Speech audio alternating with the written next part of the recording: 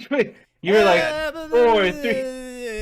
Welcome to Del Breakfast, everybody. Happy Tuesday. We live.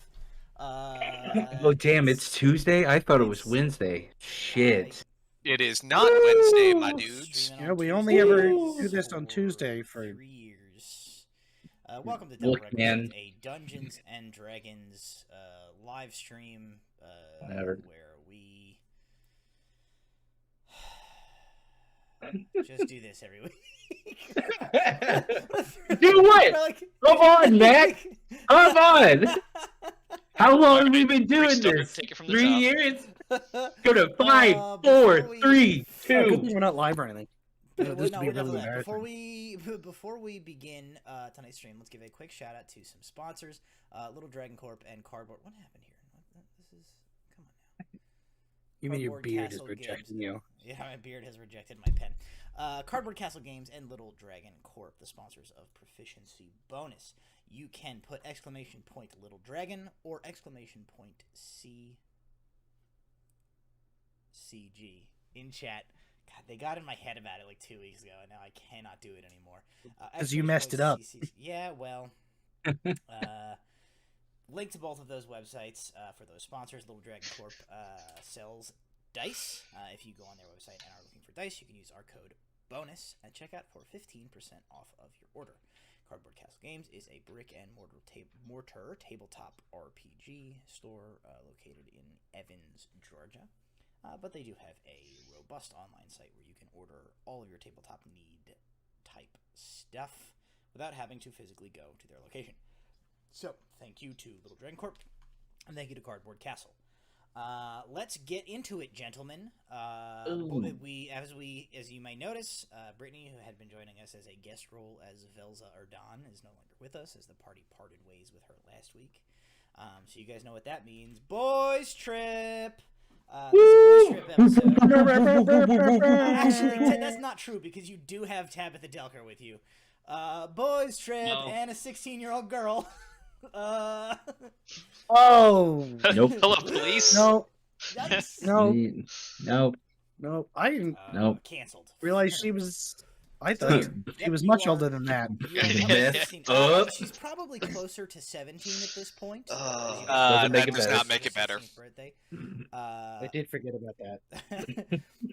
She is traveling with you guys. You helped sort of smuggle her out of the city of Niveria as it has been essentially overthrown, taken over by Ignean Imperial forces.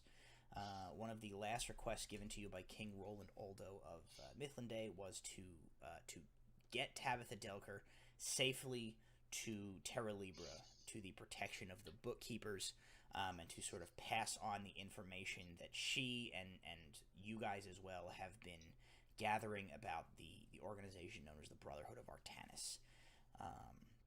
You escaped the city. Osrius killed the Ignean general on his way out of the city by jumping off of a 600-foot tower with him. The group of you have... You're welcome. The group of you have made basically a day's ride south from Niveria. The first portion of your day, or the first day out of the town was basically just a mad flight south for as far as you dared go without risking the health and safety of your horses. From there, you parted ways with some of your traveling group, which consisted of Inquisitor Liana Highhaven, who had been given a message that you learned was to continue south to the city of Turnir, where she is supposed to link up with the Queen of Mithlande, who's been sent there. Along with her went longtime associate of the party, Guard of Niveria Eldon, as well as Guard of Niveria Stephen. They parted ways with you guys, and you are now preparing to make your way basically south and west to Niveria. If you look at the map that's up right now, you will see Niveria's sort of top center there. you guys are kind of somewhere between the Niveria capital marker and that like red dot that's by the river there. That river is actually the Nivian River. It extends all the way upward and continues up. You guys are currently on the east side of that river. Okay. So you have at this point, it's a new day. You guys have woken up. You have parted ways with the Inquisitor and Gregory and Eldon and Stephen, who headed south, heading for Turnier. They left maybe an hour or so ago, trying to kind of like put some distance between you guys to present like a less sizable group in case any pursuing forces from Niveria come after you, which you think is probably unlikely given the sort of nature of their occupation right now, being that they're cut off from reinforcements by your destruction of the transit network. But rather safe than sorry, they've sort of split off and given you guys some time to like break down the camp and get ready to move yourself. So basically, to give you some like kind of geographical information about where you're at right now, you are on, as I said, the east side of the Nivian River. You have to get to the other side of the Nivian River to continue west, and head in that direction, through or past the city of Festanaust, and then onward along the northern border of Lake Malamir to on the very that side, the side closer to the player icons. That red circle is where Terra Libra is, along the shore of Lake Malamir.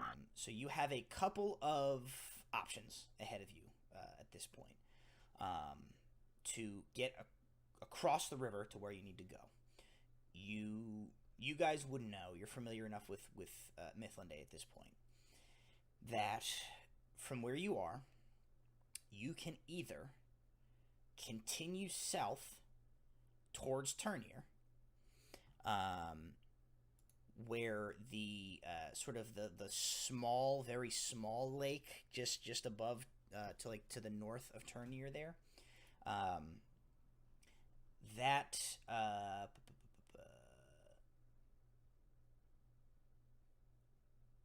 trying to see if I have the Lake Rallion.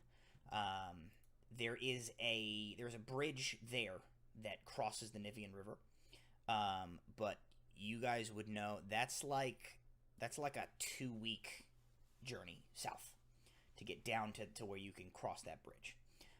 Your second option is to turn around and go north back to Niveria and try and get on the barge ferries, the chain barges that ford the river outside Niveria.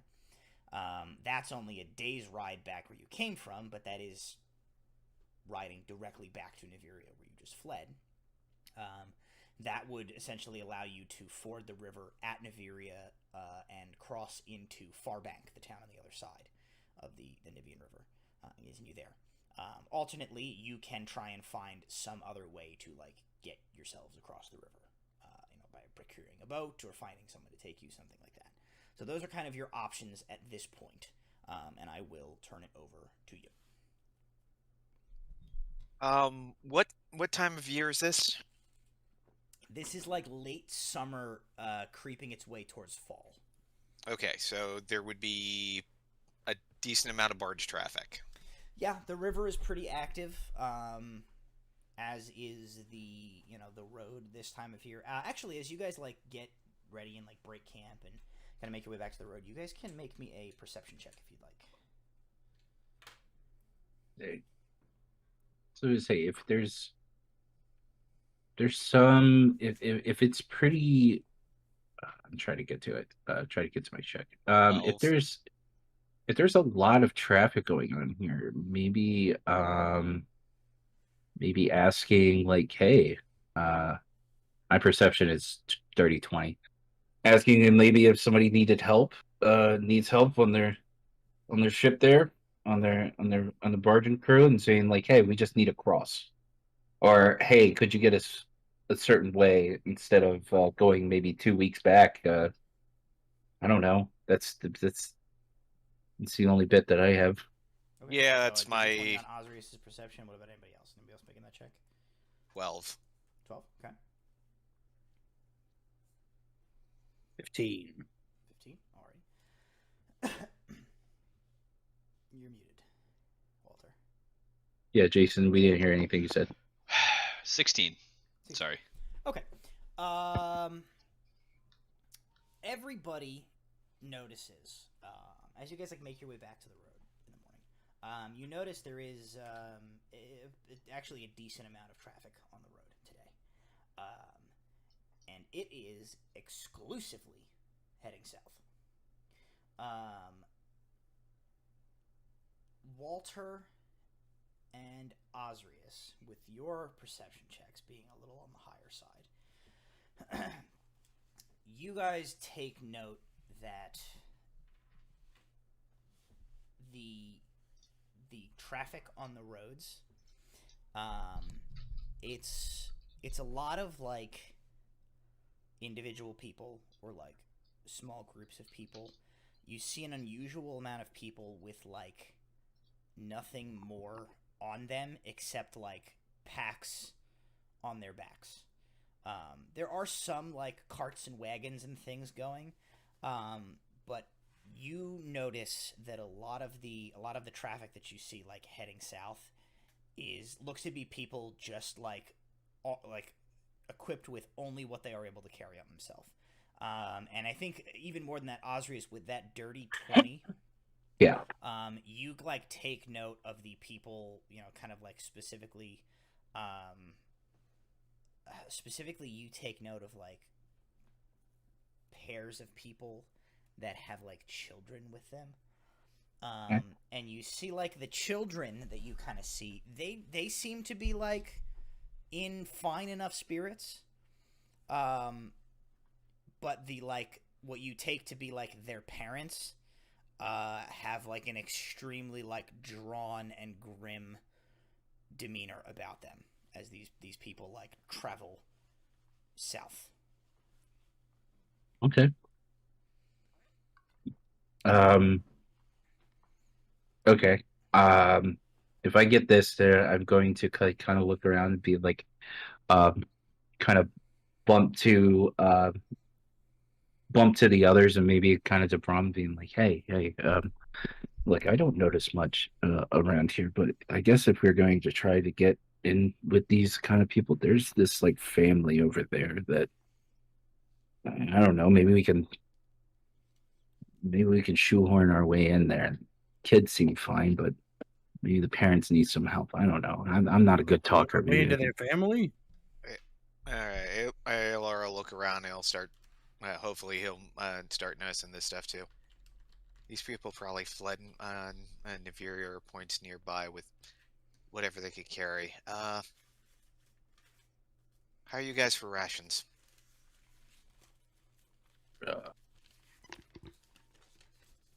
Fine. Yeah, sufficient. Yeah. We have the means to replenish our stuff. What do you think the odds are these folks can? Slim to none. It's my thought too. Let's at least try and help out some of the folks with the kids. Yeah. Why not? Okay, so you guys are gonna like approach like a family essentially. Yeah. Yeah. I want to approach that one over there and just try to. I won't be the figurehead of it, but I'll kind of just like be in behind, like I don't know. Yeah. Who wants to do the face work? I was about to say I shouldn't. Rom need- or Of all of us, I can't think of anybody who's the least scary, unless you hide your ears. Possible charismatic. sure, the guy with the 10 charisma. Alright. Well, I mean, probably. Yeah, no, that's fine.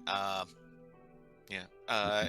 So yeah, Alar will hop off the horse and take the hand the rein off to Lady Delker. Start collecting some of the spare rations that they have. make sure to leave a couple days worth for each of us. And he'll approach the family, hands free, weapons sheathed. Okay. So you sort of approach over to them. You approach. It is a man and a woman, both humans. They look to be in their probably early 30s. They have 2 children with them, a boy and a girl. The boy looks to be about 7, 8. The girl you think is probably closer to 3. The woman is like carrying her on her hip as they go. The man has like what you take to be like both of their packs on his back, as like the woman is like carrying the little girl. He has like taken her pack from her, so he's kind of like slightly hunched with both of these packs. She's carrying the little girl. The little boy is sort of walking ahead of them. He's just like kind of zigzagging in front of them on the road, kind of like kicking at pebbles and things like that absentmindedly. The woman sees you approaching first, and she kind of like nudges her partner, who looks in your guys' direction, and she says, "Good morning to you." Morning to you. I noticed that you're carrying a quite heavy load, and normally I would not want to add to it, but I figured that you might want these, and he's gonna hold up a couple of rations. Okay, make a persuasion check.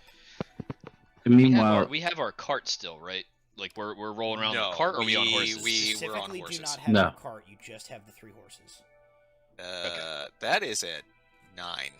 I'm gonna be standing behind Aylar, like A 9. coming up behind Aylar while this happens. So it's Okay, like, so with a 9 and with Osrius approaching you, you like hold out these rations, and you immediately see the 2 of them like kind of narrow their eyes a little, and the man says, Why would you want to give us that?" Because, as you can see, we've got the means to forage off the land a bit better than you, and I don't want to see kids go hungry. I also want to lighten your load a little bit too.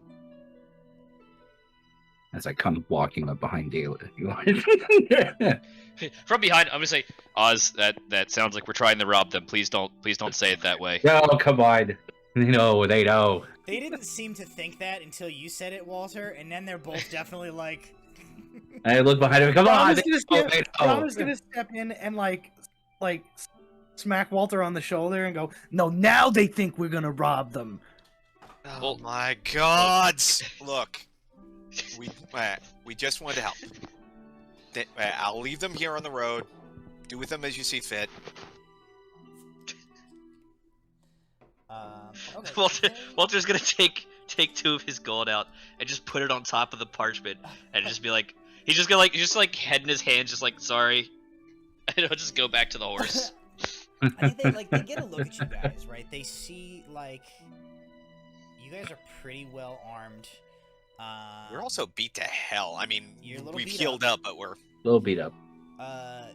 And I think the man kind of looks at you, and it seems like he still seems leery of you.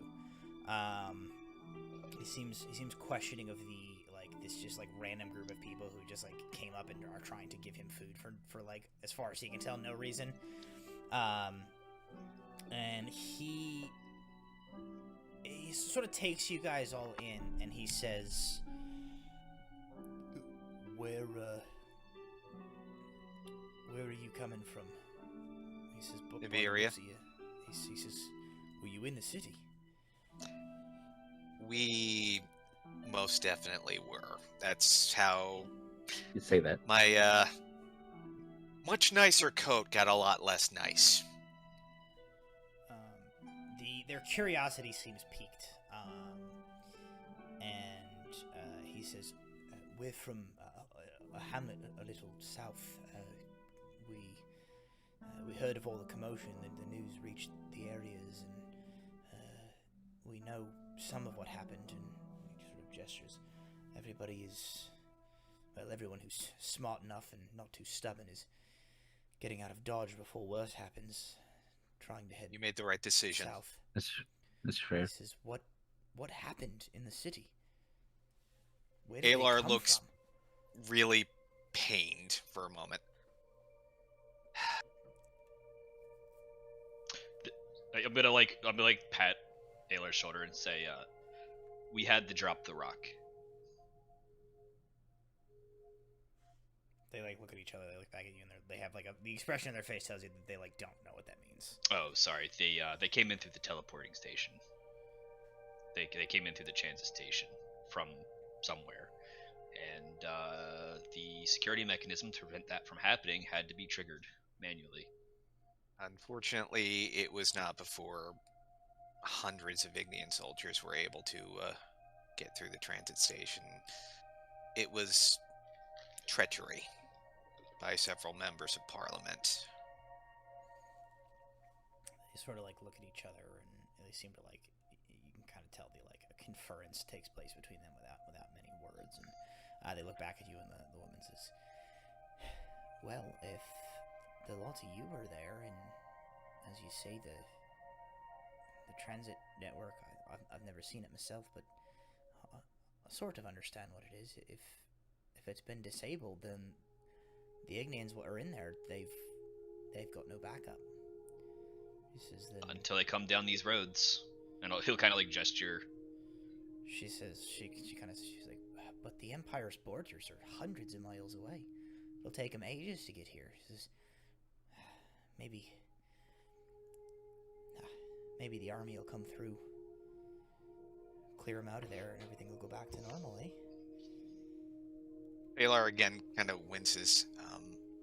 I'm gonna like pointedly like look at the kid, and then I'll say, "Yeah, maybe the army will make it in time." Yeah, Alar will kind of gesture for one of them to kind of confer off to the side if they're willing. I mean, he'll take a few steps so he's away from the boy at least. And whoever it is, whichever one of them that approaches Alar, Probably the It- man. Yeah. Not laden with the other child. I'll distract the kids with some fun magics with old Earth or like dancing lights or whatever. Is like kind of sleeping, but you're definitely able to like you start doing like Oh, sandcastle time. sandcastle Mud or castle. whatever, and the little boy is definitely like eating it up. You guys have like stopped at this point, and people are like passing you on the road as they continue to walk south. People are kind of like watching you start to like do this magic. It's not going to get better anytime soon. The city has fallen. He nods and he says, "Well, I've got a cousin in Laguna. We're headed that way. Hopefully it'll be safer there. We can stay until all this shakes out one way or another."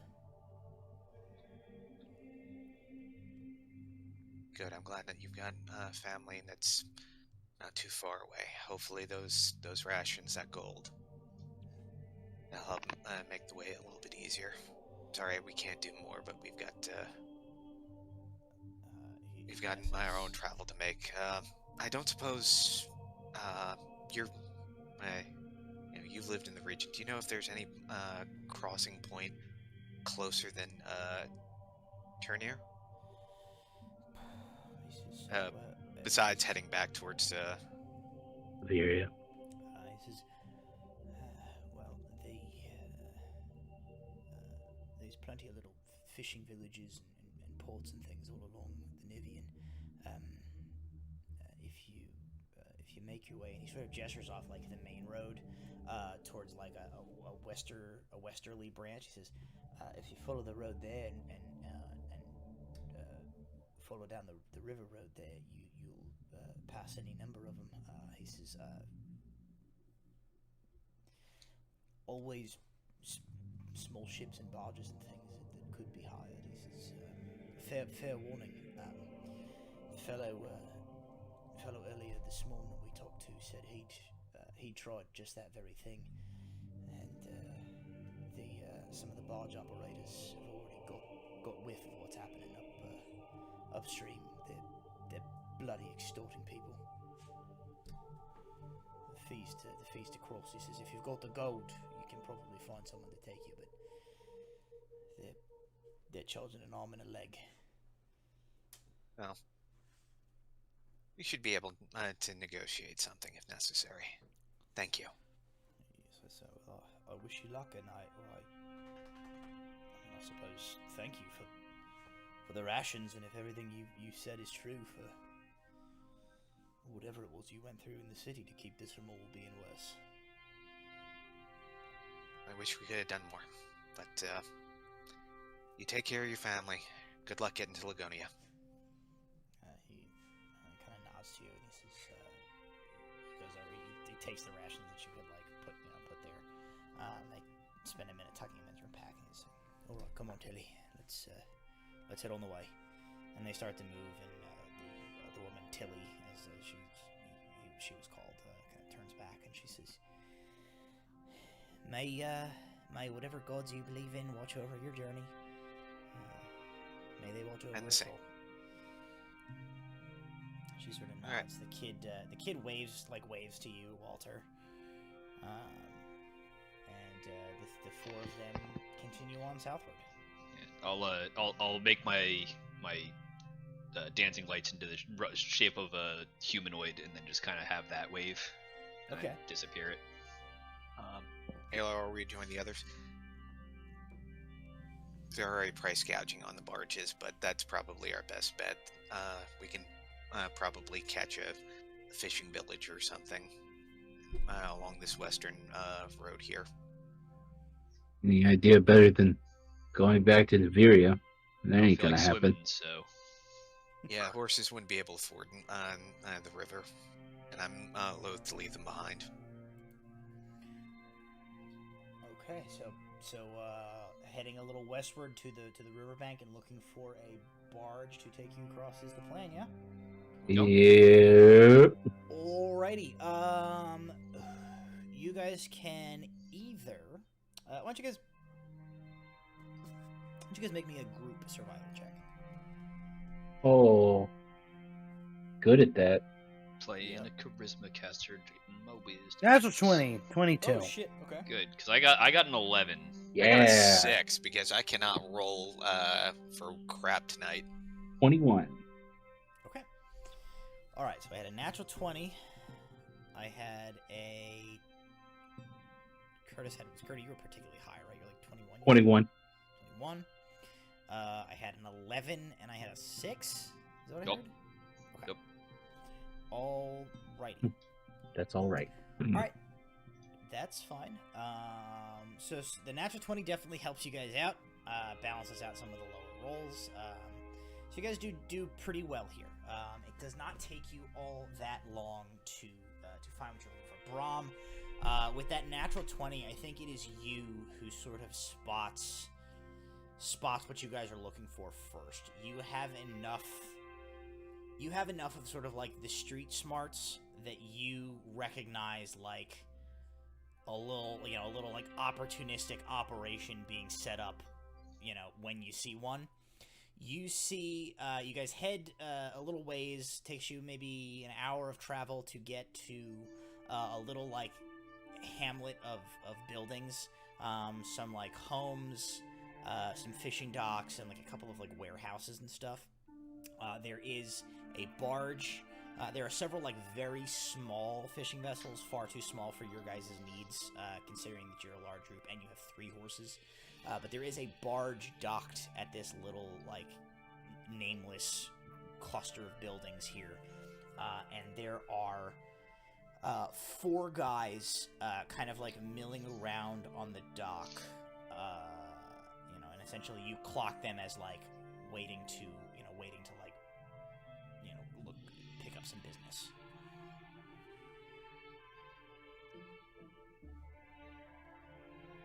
Alright, how do we want to play this?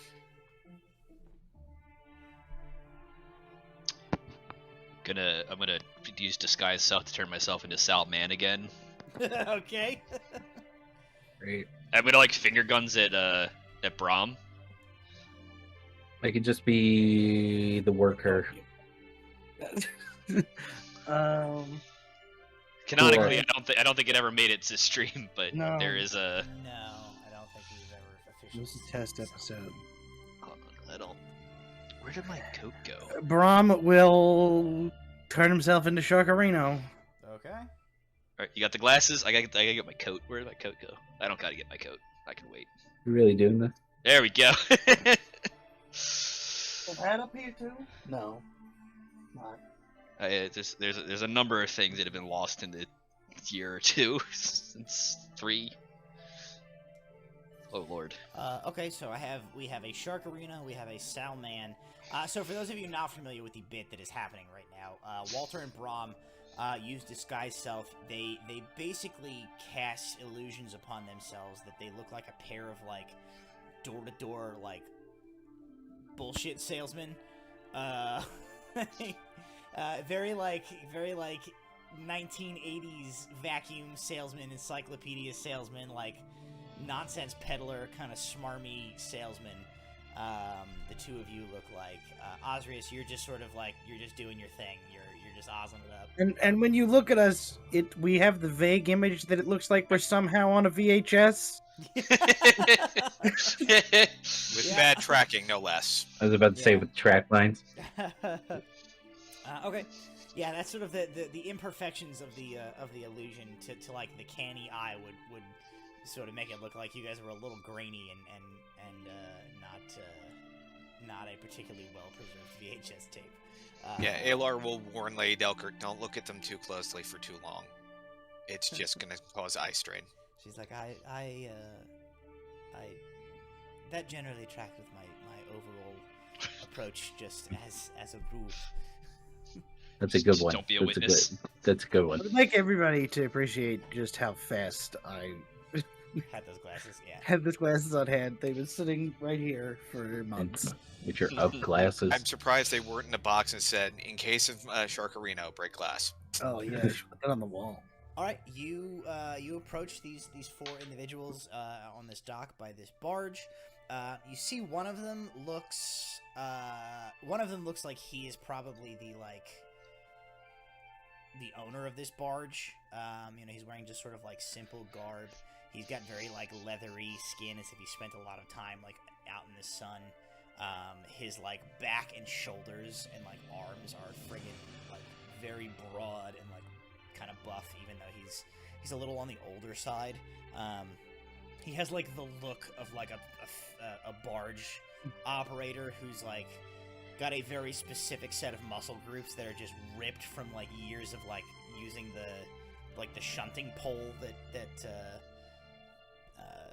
moves the barge down.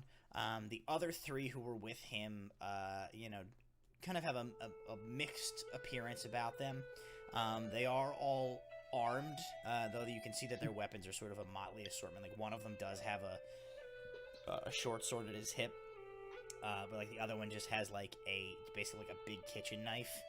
And the third one is carrying like a pole arm that looks like it may very recently have been a pitchfork that 2 of the prongs were snapped off of. So the 3 of them are kind of standing around there. They see you as you guys approach, and the one with the pole arm kind of steps out in front and he says, "Good morning, gentlemen. You have the look about you that you're interested in some business." Oh, deedly do we absolutely are fine gentlemen of this bargel establishment here. All right. Weird. But yes, we are proprietors of this vessel, and we understand that a great many people are in need of a hasty retreat away from Neveria. Would you be interested in reaching the western shore of the Nivian today? I look at like my others. Yeah, I think we would be quite interested in that, as it is getting quite terrible on this side of the river. So we have heard, indeed. So we have heard. Well, that is a service that we are happy to be able to provide in these trying times. It is truly unfortunate what is happening, but it is a small blessing that my compatriots and I have this vessel at our disposal, which we can use to bring people to their destinations and get them away from the goings on to the north. Hey boss, what's compatriots mean? It means shut up. All right, boss. I see you keep your subordinates in line. The group of you could certainly take a lesson from this fine gentleman and his business associates. And one of the other guys. Yeah, he's my cousin. He's my cousin. We don't let him talk too much. One of the other guys, as he says that, one of the other guys goes like, "Hey, fuck off, Mace." Anyway, you wish to cross to get to the other side. Yeah, that would be, I believe that is what we are looking to do. He kind of nods. He says, I would be happy to discuss that transaction. Unfortunately, as you can understand, the circumstances mean that in offering our services in this way, we ourselves are opening ourselves up to a considerable amount of risk. It would not be... I wouldn't put it past an unscrupulous bunch to take our vessel from us and be on their merry way with it, leaving us dead in their wake. In that light, there are certain arrangements that we are insisting for any travelers that we take on our vessel. Oh, don't worry. If we wanted it to go that way, it would have happened already. Sorry, boss. I'm not supposed to talk. I'm just gonna shuffle away. Yeah, don't listen to him. He The guy that they called Mace, Walter shuffles away. The guy that they called Mace looks at you, Brahm, and he goes like, "You gonna be a problem? That one?" No, don't worry about him. He was kicked by a horse as a child. I got the stamp on the back of my head. You want to see it?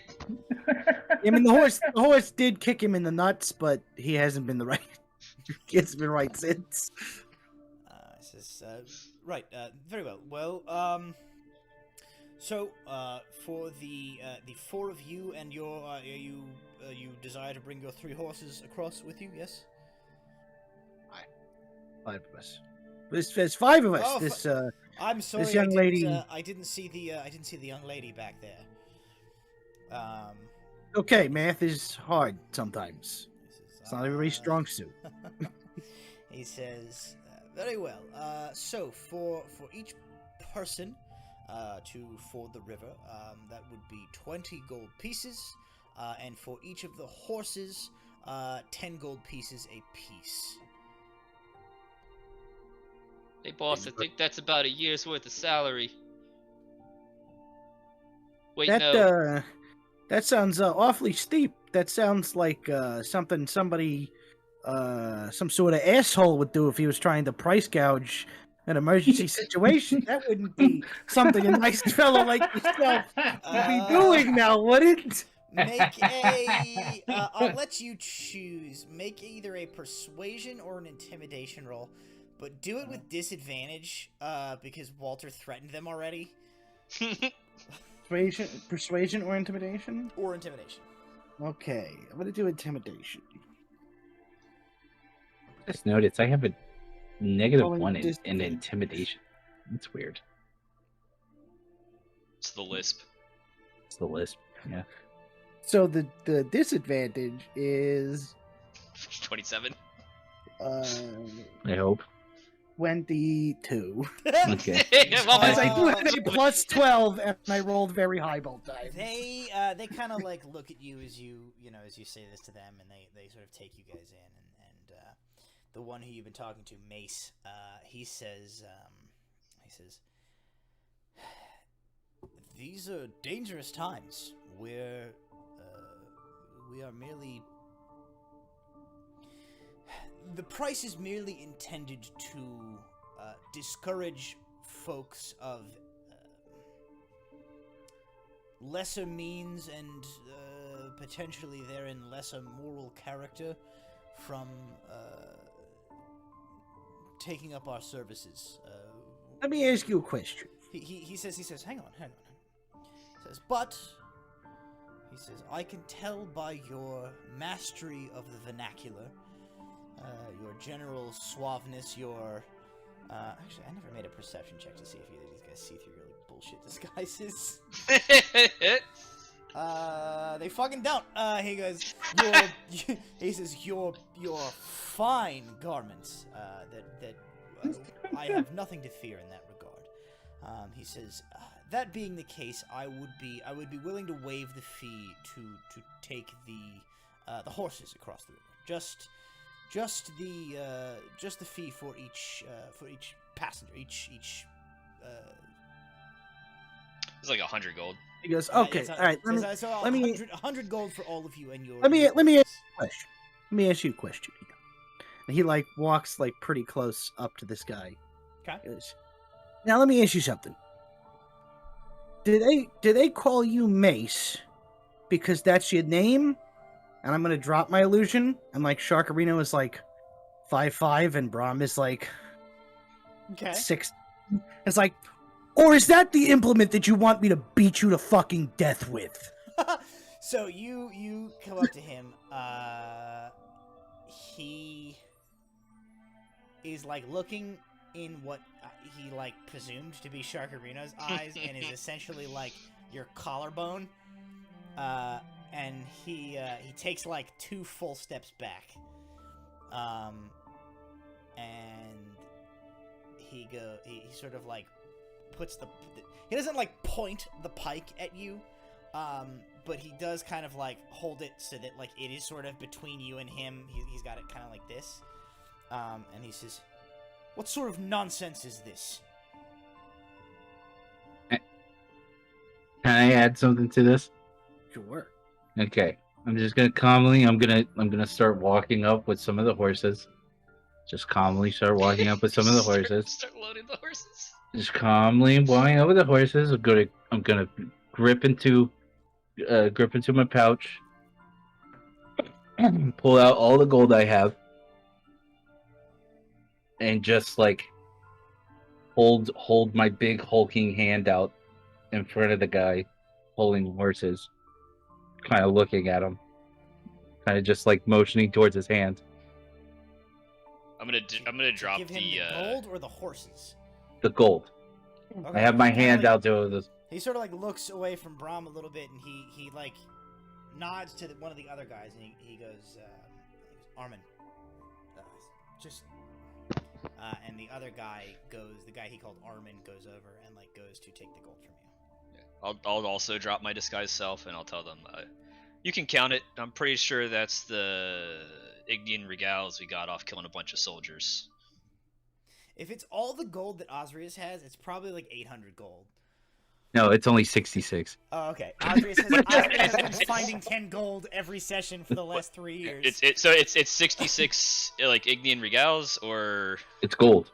It's straight gold. So Oh, it's his gold is exclusively like the gold that you find through that bullshit. The chat mechanic, which we established is like Mythlindian gold, because that's sort of like the base 1-to-1 gold piece.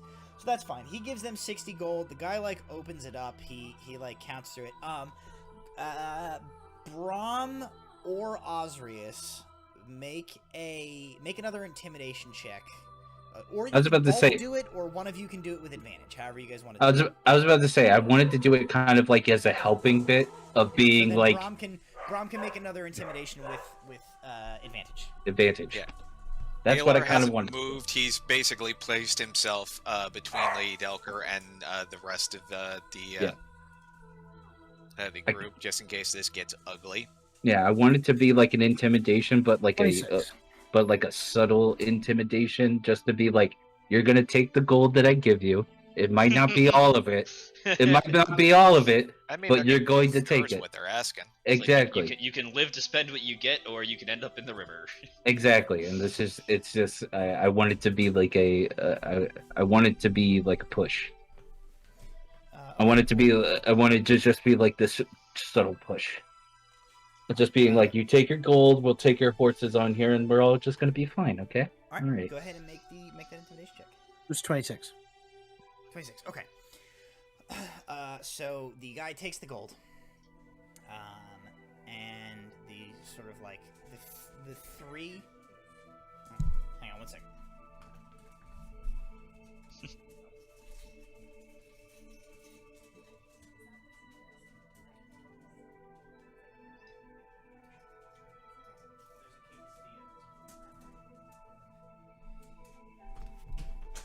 Alrighty. Anyway, I'm back. The three, not the guy that looks like the barge guy. He's just kind of like in the back, like watching all of this. But the three other guys, they kind of like look at each other. The one that you heard called Armin, he takes the gold from you. He brings it over, hands it to Mace, who says, "Fine, fine. I'm not here to cause any trouble. We're just few entrepreneurs trying to make our own way in this world, using the resources at our disposal, and providing a service that is necessary at a time that it is required. This Honey. is ample enough payment." He says, "My associates will ferry you across the river." We could say the same thing. You know, I've learned in my travels that entrepreneur is often synonymous with asshole. So here's what you're gonna do. You're gonna let us go across, and you're also anybody else that tries to cross, you're gonna charge a normal rate, or I will come back here and I will take that pole and turn you into a human scarecrow. He, like, his expression has, like, gone, like, flat and hard at this point. He says, "The barge trip across the river takes about 30 minutes. As you are a heavily armed and armored group," he points to a large lockbox that has been, like, bolted to the, the deck of the barge. He says, "All of your arms and armaments will go in that box for the duration of the trip, where they will be returned to you on the other side. So that no one needs to get any funny ideas about killing my men, throwing them into the ocean, and making off with the barge as soon as it gets away." And he holds up a hand as he anticipates the fucking argument coming. And he goes, "That is the deal." He says, "We're not going to argue about what kind of people any of us are at this point." No. So you can put your Alar's fine. armaments- He says, "You've paid your fee.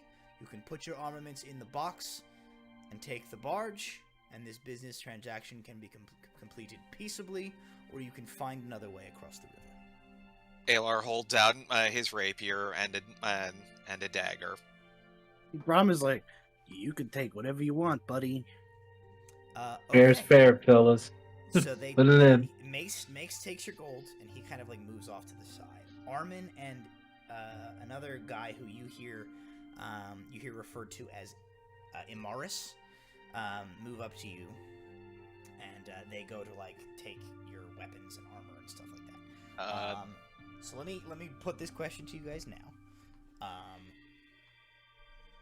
Who is like attempting to hide anything on themselves, keep a weapon, anything like that, and who is like just giving up whatever they have?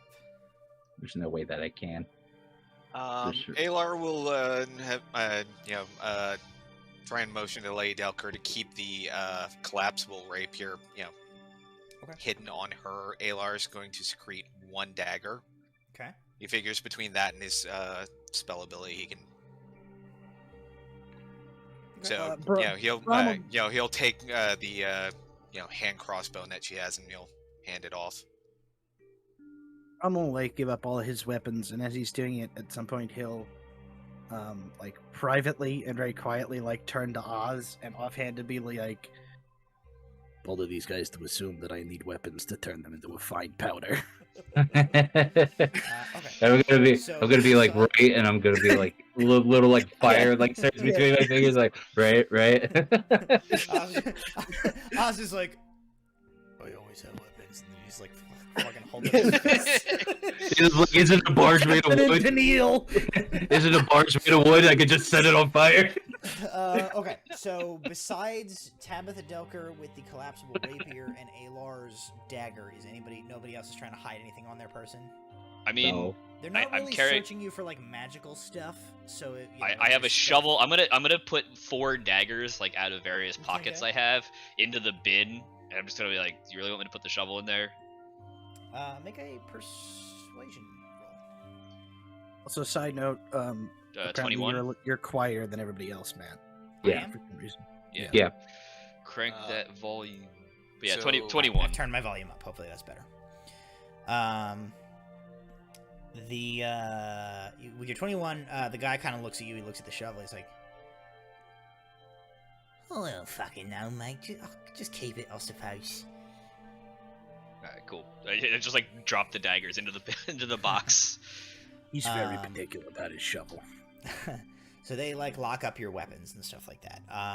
Alar and Tabitha Delker, I need you to make sleight of hand checks. So I will make the sleight of hand check for Tabitha Delker. 21. Okay, you got 21. So to search you, that guy gets a 5, so he does not find that dagger on you. Tabitha Delker only gets a 6 on her sleight of hand check to hide the rapier. The dude searching her rolls a natural 1. He like comes up to her and he goes to like pat her down, and she like arches an eyebrow at him and she goes, "Really? You ought to be very careful where you put those hands, my gentleman." And he's like, "Just get on the fucking boat, Christ." she gets on. Rapier still hidden up her sleeve. Okay. Alar's just gonna smirk a little bit. She like gets on the boat and she like passes you and does like gives you like a fist bump. She passes. So the group of you get on the boat. You get on the barge. You lead the horses onto the barge. Real quick, each person who has... so Brahm, I assume you have Dr. Strongfast. Alar, probably you're leading Henrietta. And Osrius, you have... Hoover McHooverton. Fucking Clip Clop or whatever you named your horse. Hoover Hoover. McHooverton. Clip clop, it's time to stop. Hoover McHooverton. everybody make Not that animal hard to checks as remember. you try to get the horses on the barge. Lovely. You will respect Hoover McHooverton's name. 9. Oh my god. 9? 5. Look, we can't have plus 12s and everything. Yeah, with a -1 in animal handling, I still have an 18. An 18. Woo! Alright, so Osrius, like, Hoover just, like, you go onto the He- boat, he like, just- bring some he of the stuff, just- and he just, like, follows you like a dog. Like, he just gets on the Yeah. boat. my boy. That's my boy. Brahm and Alar. Brahm, you had a 9, Alar, you had a 5, or was it the other way around? I had a Yeah. 5. 9. Alar had the 5. Okay. Henrietta, like, it takes friggin' forever to get her to, like, get on the boat. She's, like, very nervous about the gangplank. There's a lot of, like, fussing and coaxing that goes into it. You're, like, trying to, like, lead her with, like, hay and sugar cubes and stuff. Eventually she gets on. Brahm, with that, with your check, it does not take you nearly as long to get Dr. Strongfast onto the boat. But, like, once he does, and you were, like, going to kind of, like, turn around and like, watch, you know, like, Alar continuing to struggle with Henrietta, you feel a like sharp pain in your like hamstring. You take 2 points of bludgeoning damage, and you like turn and you look, and Dr. Strongfast like located a loose floorboard on the boat, and just like stomps it so the other end like goes up and hits you like sort of in the ass. And you look at that horse, and like you're not like somehow in your mind like you are convinced that this horse considers travel by barge like beneath him, and is like it's just like not happy with you for like forcing him to like travel via this like Philistine means of conveyance across the water. Even roll the lowest, and I had the worst results. You both failed the check essentially, and you both had results that were fitting to your individual horses. Henrietta is like an old, sort of placid plow horse, and Dr. Strongfast is pretty sure that he's the leader of this adventuring party. So that's just sort of how that shakes out. Yeah, that tracks. And Hoover McHooverton just hangs out. And Hoover McHooverton is just happy to be part of the team. Isn't he a Clydesdale? He's huge. Like enormous. He's huge. He's like the Budweiser horse. Yeah. Also canonically, he's like chilling. incredibly stupid. He's just but, like, chilling. He's just chilling. happy. He's just happy to be here. Yeah. Okay, Like so eventually the you horse guys from Family Guy. you all get on the boat. You all get on the barge. Mace stays on shore. He's like here. He has your money. He stays behind. The other two, Armin and Imaris, and the as yet unnamed like barge operator, get onto the vessel with you, and you are like pushed away from the dock, and you begin your trek across the river. The current is decently fast today, so you guys are like, as you're being like shunted across the river, you guys are also like, you know, traveling downriver a little bit as you go. You're told it takes about 20 minutes to ford the river, so you guys just, you know, are on your way. Is there anything you guys are doing? Like, what are you guys all doing as you're sort of making this traversing? I'm gonna try to talk to the barge operator. Okay.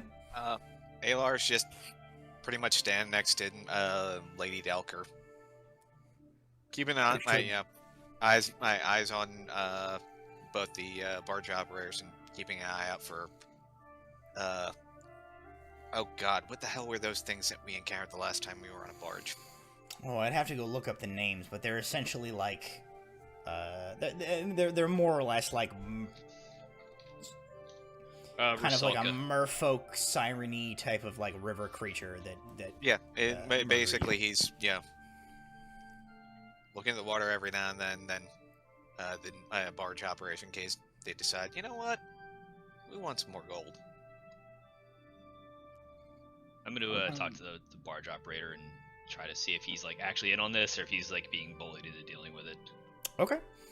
So you approach him. What do you say? Say, so what's your cut of this operation? Ozo. He kind of like looks at you, and he says, really supposed to discuss it with the clients. Make an insight check. I got like +0 for that. Nat 1. Okay. He doesn't seem to want to talk to you. Doesn't seem keen on having a conversation with you. I'll just kind of flash my Moxum badge, I guess, which is a tattoo on my forearm. Sure.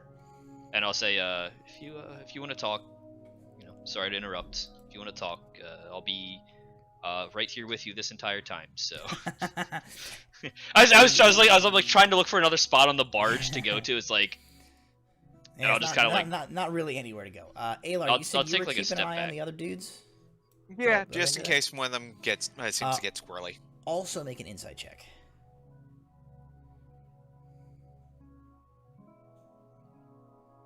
Dirty 20. Armin and Imaris are like very much watching.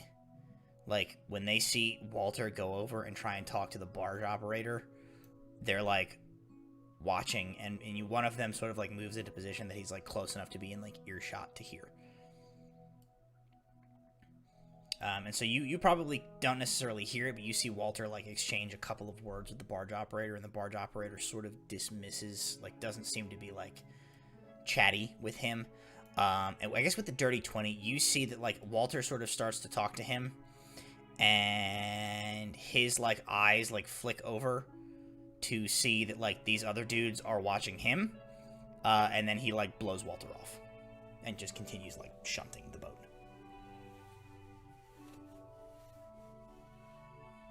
Okay.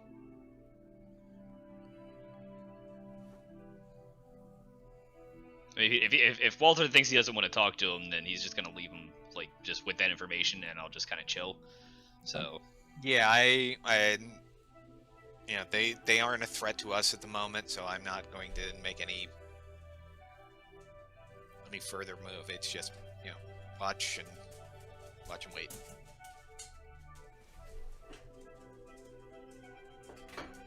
Okay. No problem. The barge trip continues. 10 minutes go by. 15 minutes. You see the other shore begins to approach.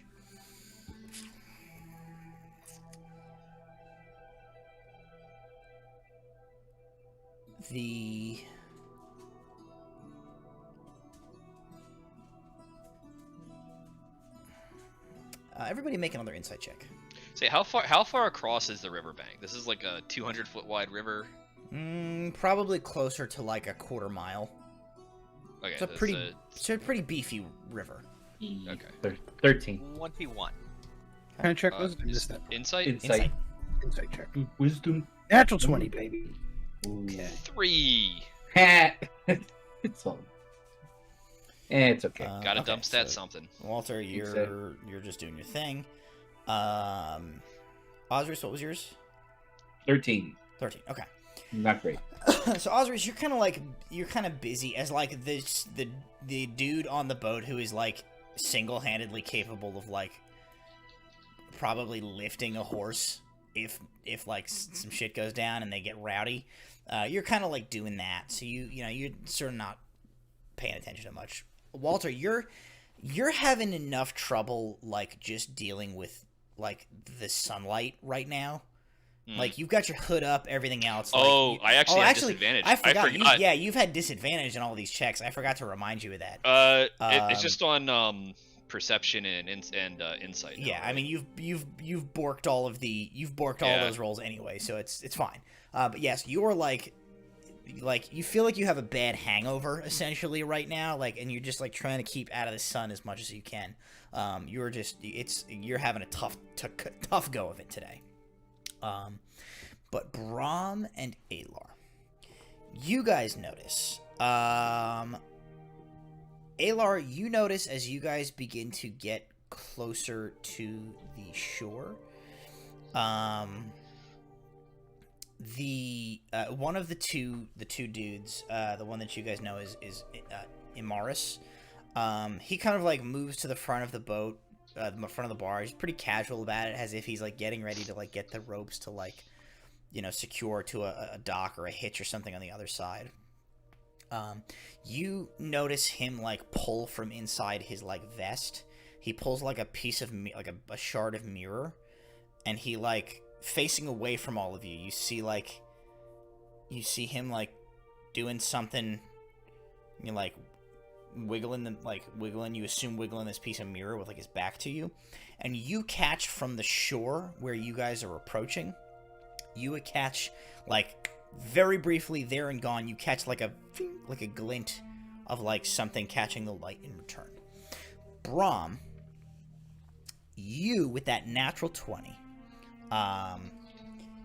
you see the operator of the barge, while like the other guy is not looking at him. He like catches your eye, and he goes like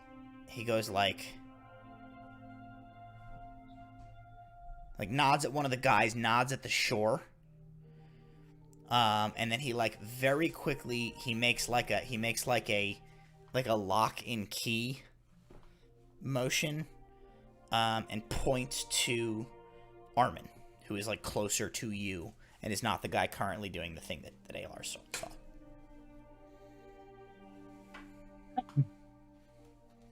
So that is what you guys notice, as you guys like are imminently coming in on the shore at this point. Walter's just kind of like rubbing his face on the side of the barge, like, how is the light worse off the river? How is this so bright? Alar's going to, turn to face Lady Elker. Be across the river soon. Get that rapier ready. And he's going to turn back to face the group and briefly catch eyes with Brahm.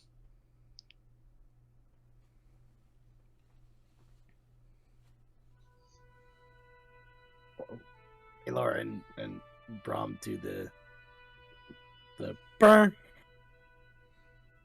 The guy who's like operating the barge is like looking at the two of you to see if like you're going to do anything, or like if so he's like, until anything else happens or anything like that, he's just sort of like punting this boat towards the shore. So basically, like, at this point, if you guys, like, if there's an action that either of you want to do it now. Otherwise, you're like, the boat hits the shore, and we'll proceed from there. I'm not going to do anything. Anything I do will be reactionary, not. Okay. So. All right, then. You hear the boat kind of like the barge like sort of hits the shore. Morris from the front like throws a rope over, like throws a loop over like a post that's been driven to the ground to secure the barge. Armin sort of moves to the front of the barge near him, and they turn to like face the three of you, and 4 more guys come out of like the underbrush on the side of the river. Oh, come on. All wearing, like, it's not great, but it is armor, and they have like real weapons. And one of them steps out. He's like this big sort of like broad-shouldered gentleman, this big like sort of black beard, and he says, "Well, hope that you have enjoyed your trip across the river. Well, thank you for taking up our services. If you would kindly disembark the boat and be on your way, that would be lovely." Yeah, just need to unlock our shit. Thing about that. I think we'll leave all that right where it is. And, actually, I think you can leave them foreign horses there, too. How far is the shore from here? Like, how far away Like, are these the guys? boat is, like, on the shore. These guys are, like, 20 feet from you. Okay, I'm gonna be and safe. they're like standing at the edge of the woods. Yeah, so, like, basically imagine, like, not necessarily woods as much as it is, like, the side of the river, like, underbrush and scrub and, like, tall grass and stuff like that. So, like, the end of the barge is, like, shoved up onto, like, the rocky shore. And these guys have, like, come out of this. So it's, like, the end of the barge and then, like, 10 feet. And then these 4 guys are standing, like, directly in front of some scrub that they just ran out. So there's something Walter would like to do as he drew attention to himself. Not Walter, but, like, this guy drew attention to himself and his group.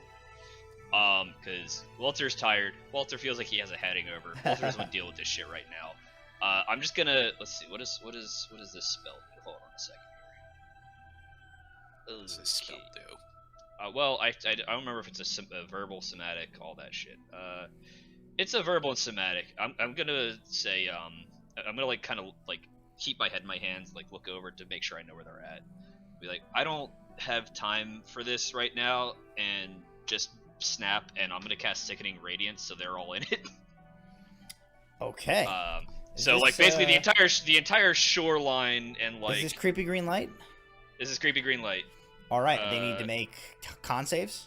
DC 15 con saves, or it's a lot of I'm gonna make damage. 6 con saves. Before that happened, I was gonna be like, "You're not being fair now, are you?"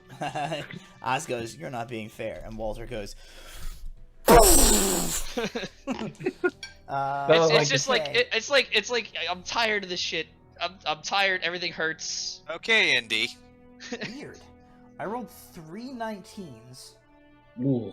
A 3, a 7, and a 6. So the I'm gonna say the big guy and 2 of the guys with him on the shore succeed. The 2 guys on the boat with you and 1 of the guys on the shore fails. So this is a permanent effect. When they enter it for the first time and each beginning of their turn, they get to make that save. It's 28 radiance, and they take the guys that failed the save take a level of exhaustion. Okay. So it's 28 damage radiant. Real quick. Whew. And half if they succeed, or nothing if they succeed. If they succeed, they're just in light. It's not a half damage. Okay. But if they start their turn in the light, they will take damage. Okay. Well, so here's what we're gonna do. We're gonna call that surprise round. And I think we're gonna call it surprise round, where everybody has the surprise condition except Walter, as he just sort of like fucking hauled off and did this. Go ahead and roll me initiative, everybody. Okay. So 15. 14. 1 sec. 24.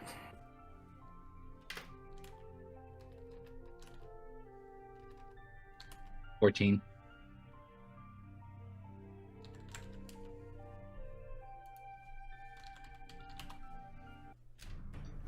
Alrighty. Everybody needs to give me their initiatives again. I heard who had 15. I had 15. Okay, Walter had 15. There were 2 14s. Oz was Alar, 14? yeah, Alar and I have 14. Oz and I'm Alar. pretty sure. And Braum was 24. 24. I'm not going to roll for Tabitha Delker. She's not going to involve herself in the fight unless she has to. As I think she knows you guys well enough to know that, like, probably don't need her. Okay, I'm going to roll for this guy. He goes here. And they go here. Alright, so in the first surprise round of combat here, Walter just, like, hauls this spell off, right? And everybody's like, oh, Christ, okay, we're fighting.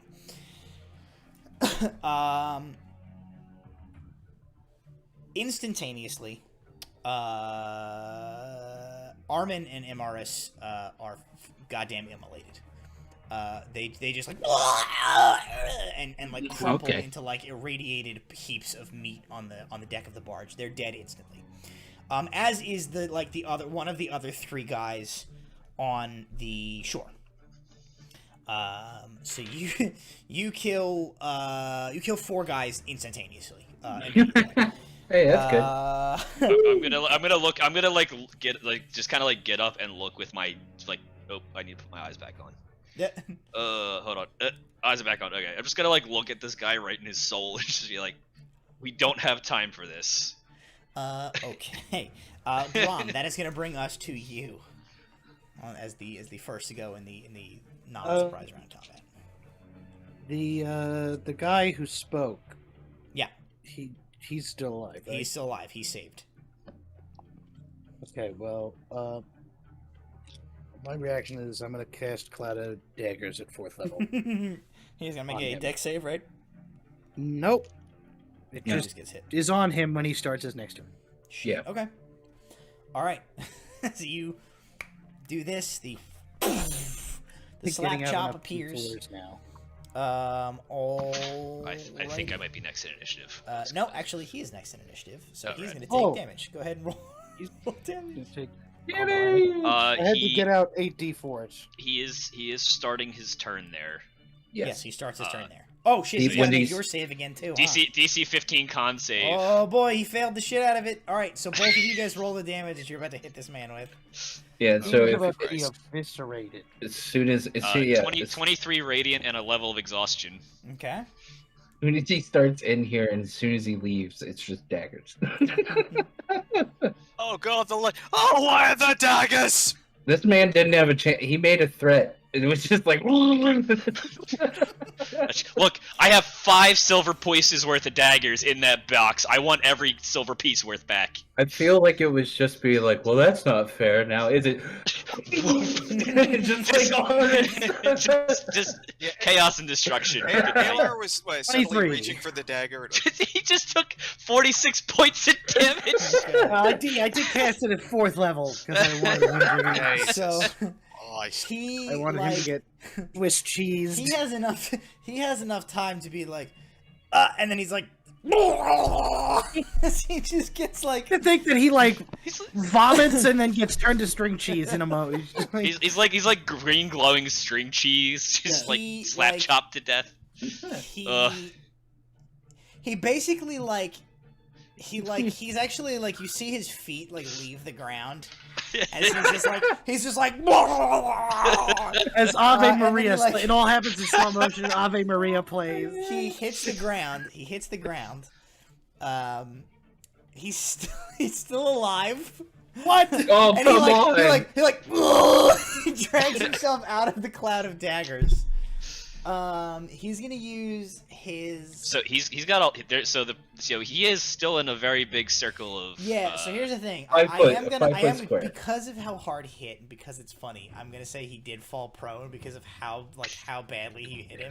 So he uses half his movement speed to like get back up, and then like tries to like drag himself away from you guys, which does pretty much just like lead him deeper into the creepy green light, as opposed, because like in order to get to the closest like edge to get out of it, he would basically have to walk directly like into Osrius. He doesn't want to do that, so he's like ooh, he tries to like claw his way away.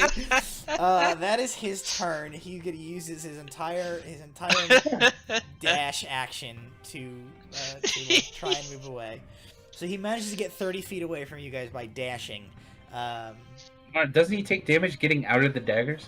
He took No, damage. he took it at the beginning of his started turn. his turn. So Yeah, he's okay. now out of the daggers. He's still in the creepy green light.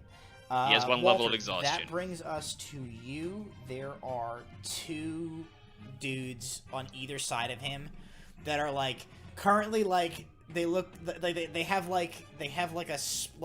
a splattering, like one of them on the left side of his face and the other on the right side of his face, of like the blood spray from their boss in between the 2 of them that just like hit them. So the 2 of them are standing there like dumbfounded. They have not reacted yet. Ram is gonna shout out to everybody like, "Do you really want to do this?" Alar, it's gonna say, Walter, I think that's enough. Well, see, the problem is Walter's tired of this, and I'm gonna try to Eldritch Blast each of them. Okay, well, Stop! But it's a Well, disadvantage because it I is a have disadvantage. sunlight sensitivity. So, guy on the left. Oh wait, sorry, that's damage. Guy on the left. The lesser is 17. It's Guy on the right. The lesser is 21. it's. All right, roll damage for both. All right, we got a 6 on the left, 10 on the right. Okay. You hit both of them. Do you have does your Eldritch Blast move them in any way? I think I got rid of that. Hold on, I Okay. have 15 pages of stuff I can do. No, I dumped that. Okay. So it just hits them, and then they start their turn. They get like damage. blasted. They are not moved. They are still alive, although like they don't look good. Not for long. They're like. Bleh. Okay, you hit both of them. Osrius and Alar, that brings us to you guys. So you guys have 2 very badly wounded bandits, just in the edge of this creepy green light that Walter is currently maintaining concentration on. And you have like their boss who is like trying to crawl away from you guys. He's about 50 feet from where you guys are. Can I just open the chest? Can I just do that? It is locked. They locked it, so you can break it. You can use your action to make a strength check to like try and pry it open. Yeah, that's fine. Sure. We'll do that. Strength check. Hold on, just gotta get to my. Boop.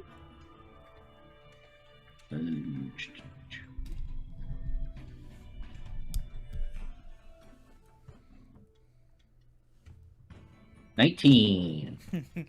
you just reach down and you like punch your hand through like the wooden top of this chest, and then like splay your fingers, and then pull up, and you like just clean rip the lid like right off of it. And I will say, with the 19, you now have the lid of the chest like Captain America style, just like in your hand. Yes, you managed to you just clean rip the top of the chest off and have access to all of your guys' weapons and stuff. So inside. as players and as characters, I think you guys would know better than to go in the light while it's there. Yes. Okay. Yeah. That's why I opened the chest. Alar's just going to sigh, kind of. And he's just going to turn back to Lady Delker, hold out his his hands to basically give her a foot up so she can get onto Henrietta, because We could have done this differently. yeah, she's it's like she's like, no, I'm cool not being on the horse until after all of this goes down. it's going to be over very quickly. Like, yeah, that's fine. I don't super want to be on the horse when it panics and runs into Walter's murder flashlight. So Fair enough. I don't have a context of what a flashlight is. I live in medieval fantasy times. Yeah. She's like, I'm fine here for the moment. That's fine. All you hear in the background is Walter doing.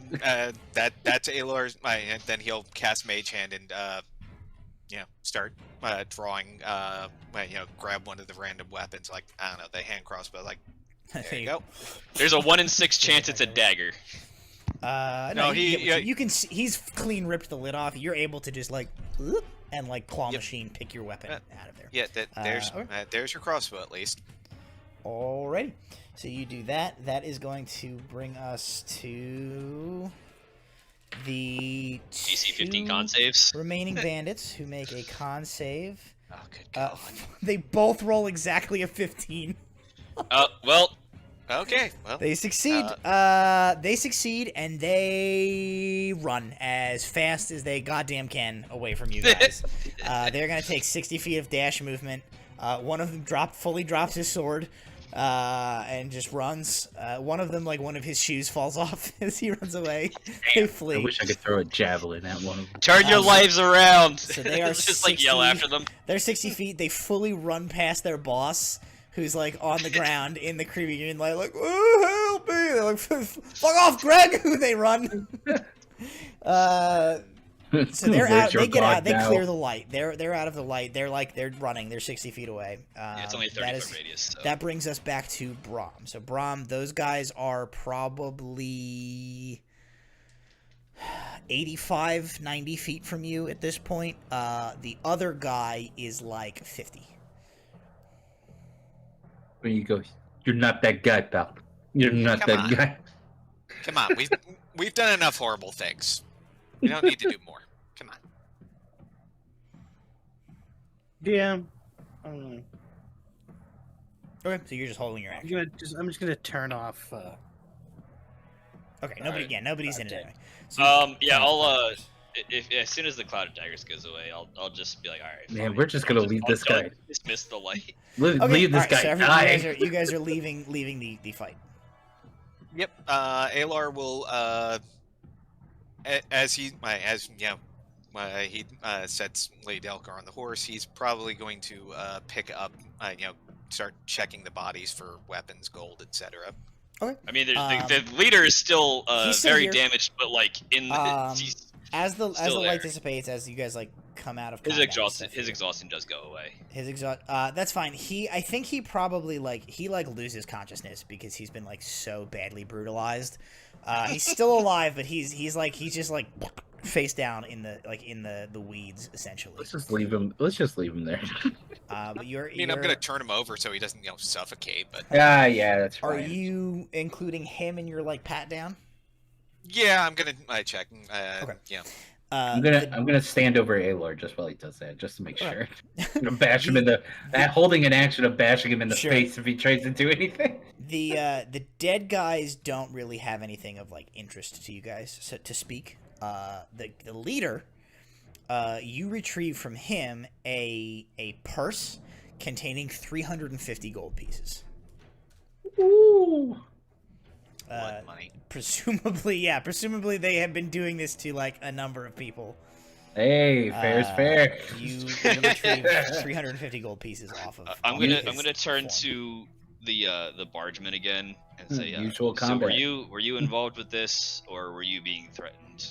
Oh yeah. Um, What about you he's- boys? He says he just like watched all of this happen, and he's In about like, 12 seconds. and me, I'm at not even. It was like Literally 2 blinking rounds, you not miss even. it. He was like, What you say, tiny man? he goes. I forget what voice he had already. He has this voice now. He goes, "This was my barge. Them boys came out and told me they'd kill me and take it if I didn't help them, and they were holding me hostage and making me ferry their marks across the street while they took all their stuff from them."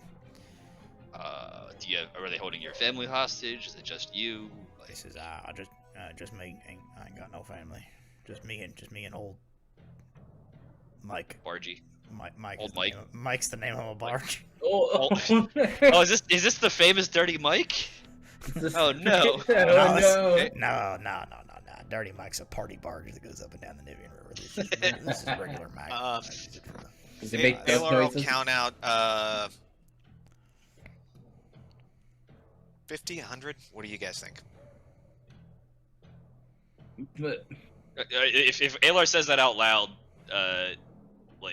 I'll just be like, he did the work. ALR will count out 100 gold. There You goes. give him the 100 gold. He says, "I appreciate it, and what I have seen you do to these men today will haunt me till the rest of my." Maybe, fair. maybe, don't go. I don't know if that guy knows what just happened. He would point back to the guy on the other side of the river. He's like, yeah. tell your friends. So you got any more of them crossbows? ALR will sift through the buy. It's like, here's one. You find Couple one. bolts. He's like, yeah, I'll take care of him when I get back. Good man.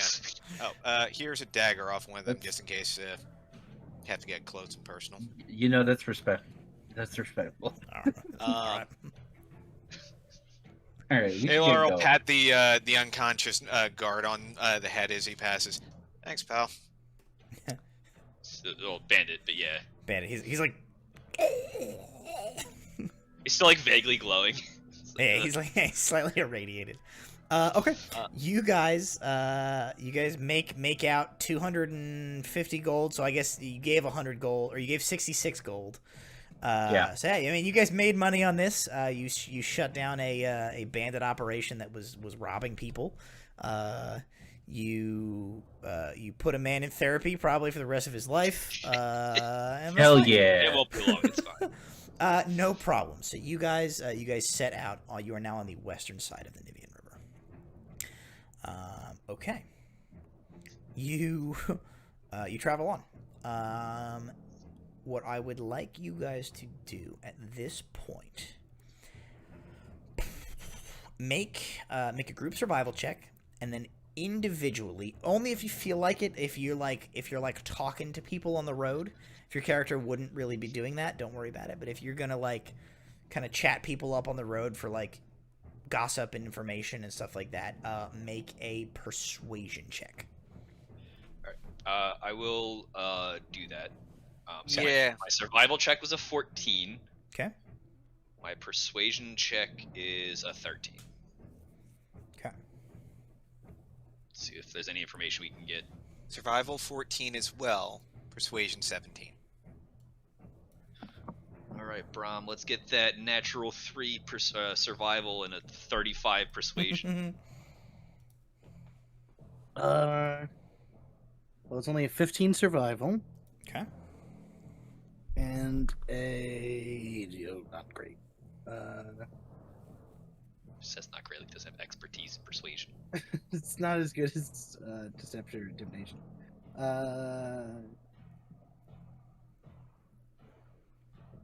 Only a 10. No, 11. Sorry. All right. I think the only one I don't remember hearing was Oz. Did you make your rolls and I just missed them? I haven't said anything. So Okay. survival check is 17. Okay. And persuasion. That's about right. 5. Okay. So I mean, all in all, like everybody's stuff pretty much averages out across the board, right? So you don't hit any particular hiccups going forward. You're able to continue on your way, and you get some intel as you go. You travel for the next 2 days, heading west. On the road, similar to like the road south, you start to see more and more people coming in this direction as well, heading away from Nuviria towards Festonaust, same kind of direction that you guys are heading in. Same vibe, a lot of appears to be like refugees, people like who have seen the writing on the wall and are getting out of Dodge. You spend some time to kind of talk to them, kind of get the news, people who come from back further east who might have news of what's going on back sort of behind you. You apply them for information. What you get is nobody did like crazy well, or collectively you guys didn't do crazy well on your persuasion check. So what you get is you get a lot of rumors and a lot of gossip. You do get a lot of information that is contradictory.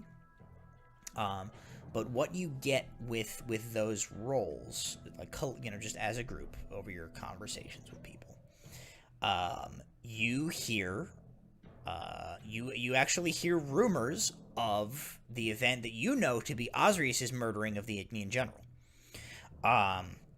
You hear them they've already started to there's different versions out there and things are changing. You hear somebody murdered the Ignean general. You hear that it was somebody in King Aldo's court who killed this general and died in the process. You hear one version that is closest to the truth is that it was some stranger who murdered this general and then fled and they didn't catch him. You hear that the general's second in command killed him to take over the Ignean forces in the city. On the topic of that Ignean second in command, you hear that with the death of General Tarendel, his second in command took control. And the things that you hear about this second in command are bad, pretty much universally. You hear that where you kind of hear the rumors that the general except for the guards and the city's defenders, the general was pretty strict, that there was not a lot of collateral damage. You hear that this second in command is wreaking havoc in the city. You hear rumors that he's just burning parts of the city down. You hear rumors that he executed King Aldo. You also hear rumors that King Aldo escaped and he's on the run. You hear rumors that Sir Tyrus Luther has entrenched himself in Farbank. You hear that Sir Tyrus Luther has mounted a rebellion and that the Igneans are sieged inside Castle Mithlanday. You hear rumors that the Igneans have repaired the teleportation circle. You hear rumors that the Ignians are setting up an alternate teleportation circle. You hear rumors that the Ignians are totally cut off. You hear, most concerningly, you hear rumors that, in addition to what has happened in Nibiria, you hear rumors that an Ignian army has breached the eastern border of Mithlinday and is, like, at this moment sweeping across eastern Mithlinday, heading for the capital. You even hear rumors that the Emperor himself is, like riding atop a steed, like at the front of his like massive army on his way to Nibiria. So these are like all the things that you hear from people. Very difficult to parse like what is true and what's not. A lot of contradictory stuff, a lot of, hearsay. Seems like, nothing you hear is firsthand, it seems. It's a lot of like, well, I heard from this person, or, this guy I sent a messenger sparrow from, wherever, but, this, that, and the other thing. That's what you gather as you're traveling. By the end of your second day after crossing the river, it is getting dark to the point where, it's getting to be time to consider, like, bedding down for the night. You've been on your own for a while, on, like, a stretch of this road. You haven't seen any other travelers or other refugees in some time. You see in the distance, as you, like, round a bend, you see the lights of a structure. As you get a little closer, you can see that it is a single 3-story building, kind of like nestled into the edge of the forest, bordering like a large swath of fields that you guys have been walking through. It looks to be like an inn, like a place where you can stop and take a rest on your sort of journeys here. This is the sort of the first time you guys have like come to a roadside inn at like an appropriate time for like stopping your travels for the day, where like it was a viable option since you guys left. So you see this inn. You're still a little ways away from it as you approach, but you can see like the lights. There's fully lights lit inside, as if it is occupied and inhabited. Did we risk it? I mean, how long has it been since we murdered them guys real bad? 2 days. 2 days. Okay. I mean, I would like to sleep in a not floor, not rocks, not grass. Possibly with a wall between me and Oz's snoring. Fair. We both know that there's no wall thick enough that will shield you from Osrius's. Yeah, but it dampens it a little bit. It doesn't vibrate my teeth. Fair enough. Alright.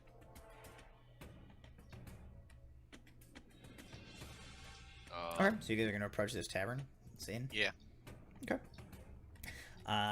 You guys approach. It is, as you get closer, you see it is a 3-story building. It is, in fact, kind of like nestled just at the edge of the forest. It's kind of got some trees a little bit around it. There are merry lights coming from the main floor of this inn, this tavern. All of the windows are like shuttered, so you can't really like look in from the outside. But you can hear the sound of like patrons inside. You can hear people like talking and some laughing and a shout or two. Are there like horses and carriages outside? There is like a small stable larger- directly attached to the building. It is like the like stable doors and stuff are all closed up, so you can't see inside. But there is a several bay stable that is like physically attached to the building. You see on the second and third floors above the main floor, there are several like windows where you can see like illumination from within as if they are occupied, but there are a number of windows that are like darkened as if there are vacant rooms in this establishment. There is a weathered sign hanging above the door that says the Nowhere Inn. Nowhere in. Yeah, this sounds lit. Let's go in. Change the music, huh? Yeah, I don't think combat music at the inn is Not really, appropriate. well, maybe. Sure. Well, we'll see how things go, I guess, huh? Now if I bust down the door and start punching people. Let's get a few drinks in before we start the bar fight, huh? That's. Um, I didn't You'll reach I the didn't get to flash. hit anybody before they started vomiting. I'm just. Okay. Okay, that sounds like an inn. There you go. You guys open the door to the Nowhere Inn and you step inside. What you see is a large tap room. The main floor of this building is mostly dominated by the tavern, the inn portion of this. There is an L-shaped bar that runs along the west and north wall. Behind the bar on the north wall is a set of doors that leads back to what you presume would be the kitchens. There is a man standing behind the bar, currently serving somebody a drink, and you see that there are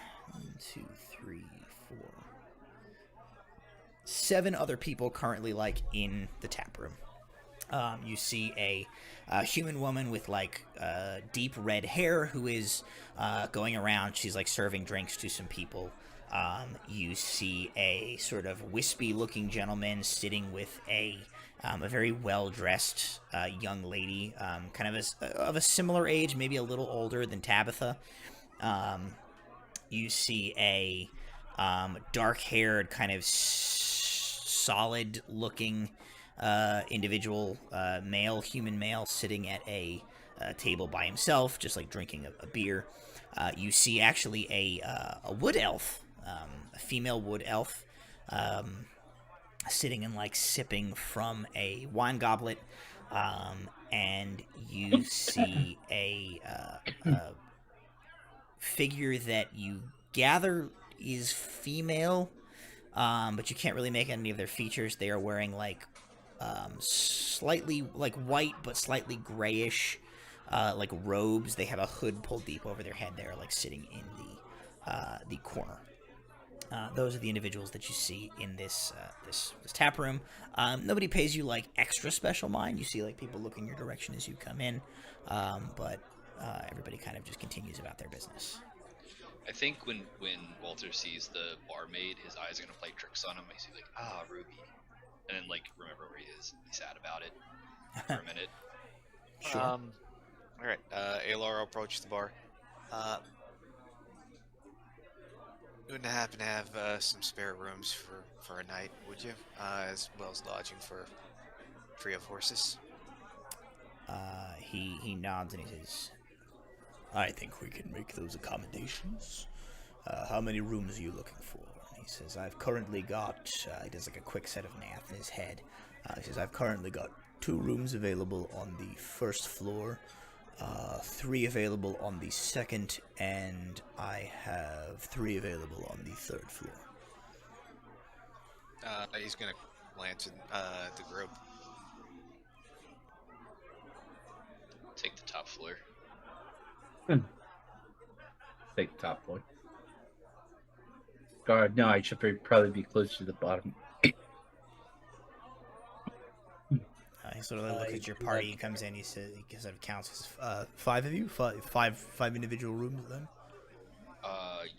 Yes. Yes. Alar, you want to join us on the top floor? Or you want to be lower to the ground? Yeah, I'll take the top floor. Alright, so Miss Delker, if you don't mind joining us on the top floor, that'll keep you the most away from problems. She says, fair enough.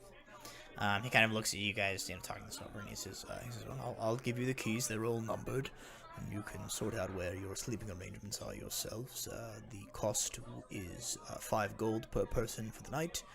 That includes the lodging of your, you said 3 horses? Yes. And will include a a meal for each of you as well. If you wish drinks, we have several beers on tap, as well as a collection of other things that is handled separately from your lodging. All right. Alar deals out 25 gold from their recent gains. You like put the gold out. As you do this, in like a kind of like a streak of like black, something hops up onto the bar and is like starts like papping at your like one of your gold coins. It is a black cat. And the tavern keeper is like, "Oh, come on, get off!" And he sort of like shoos the cat away. He says, "Sorry about that. My late wife, rest her soul, she had a tendency to feed strays." He says, "We've got nigh on about seems like 100 sometimes roaming around this place." And as he says that, and you look, you see in fact that there are like a number of cats in this room in various places. You guys this can. way. I'll pet the black cat. Just try to pet it. The one that was like near where Alar was. Yeah. Okay. Yeah. Go up and make an animal handling roll.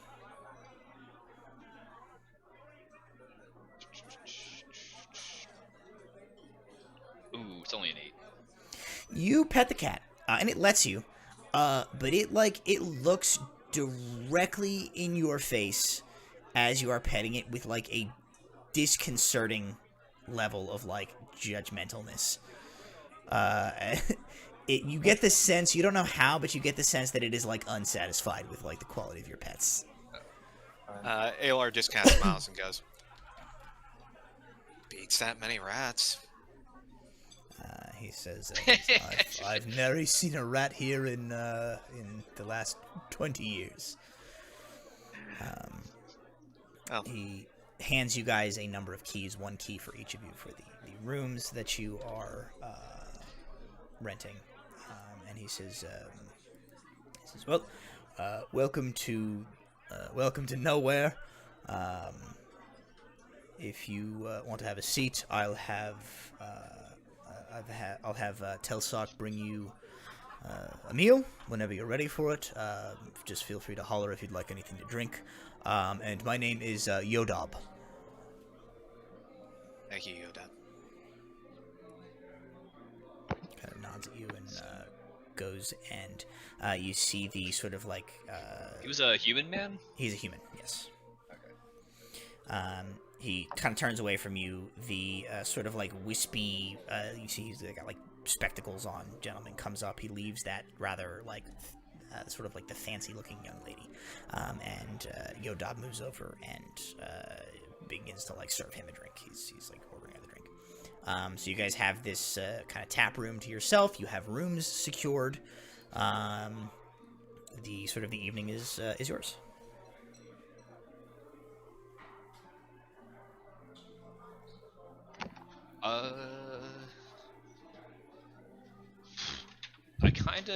I'm curious about the robed person. You said that she was they were wearing like a white deep robe. Yes, a white sort of set of robes, deep hood pulled over their head. Does the garb like ring any bells for me, or I guess us? Or is it like I mean, Bolter's generally wearing like regular traveling cloak, but like if it's white, that's kind of make an Arcana check. It's 13. 13. You kind of get the vibe that they are like the sort of they remind you a little bit of like the types of garb that the Arcane Eye wizards wore. You get a vaguely like spellcastery vibe from this individual in the corner. I'm just gonna take out his bandor and just play a song, but specifically for the cat. Okay. Make a performance check. Oh, I don't have any spells I can use with the cats. You have dancing lights. I do have dancing lights. You do have dancing lights. 26. Okay. You play. What do you play? What is your song for the cats? That's just a song for the cats. It's He not plays the even Meow Mix jingle. Plays the Meow Mix jingle. Yeah. Yeah, I mean you missed It's it. just You a missed song a I cat. think. You missed a Cats the Musical opportunity there, but that's fine. No, I'm not referencing. No, that wasn't a missed opportunity. That No, was that's- a fair. That You was made the right- that's you made the right what I decision. will call for the first time on this show. I will have taken the high road. Yeah. Oh, Fair enough. That musical can bite me. Fair enough. There we go. So you play a song. The non-feline patrons seem to enjoy it well enough as well. That's a high enough roll. The cats, which you notice as you are playing and looking around, there are 9 of them in this room that you can clock. 3 of them are like up in the rafters. 1 of them is back on the bar again. 1 of them is over near that wood elf who is like occasionally giving it like a scratch and like tearing off little hunks of like meat from her meal and like giving it to the cat.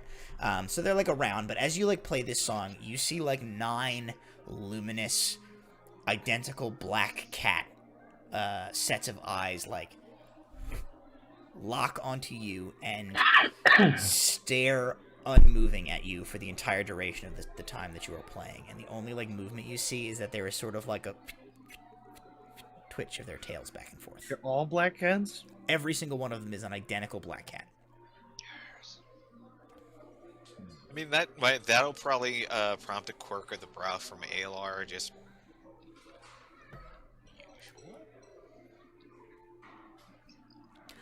So Brahm, you're playing. The rest of you guys are. Well, are you going over to that hooded figure, Walter? I guess I will kind of try to mosey nearby. Like, I assume that they're at a table. Yeah, they're sort of like Strider, right? They're in like the corner of the bar with like a hood pulled deep, like smoking a pipe. I'll roll in and say, "You have a quest, I think." No, I'll sit nearby and say, I'll just kind of like look. I'll watch the performance and I'll kind of like openly say, "So heading to Terra Libra." Like I'm not gonna look directly Sure. at them. I'm just gonna Sure. like ask without looking at them. Okay. Is anybody else doing anything at this point, or are you guys just like the other 2 of you just taking a seat? I am taking a seat. I'm gonna break out that spell book that Walter was so nice to steal for me, Okay. and start trying to decipher some of its Contents. Okay. yeah. Alar, make an Arcana check.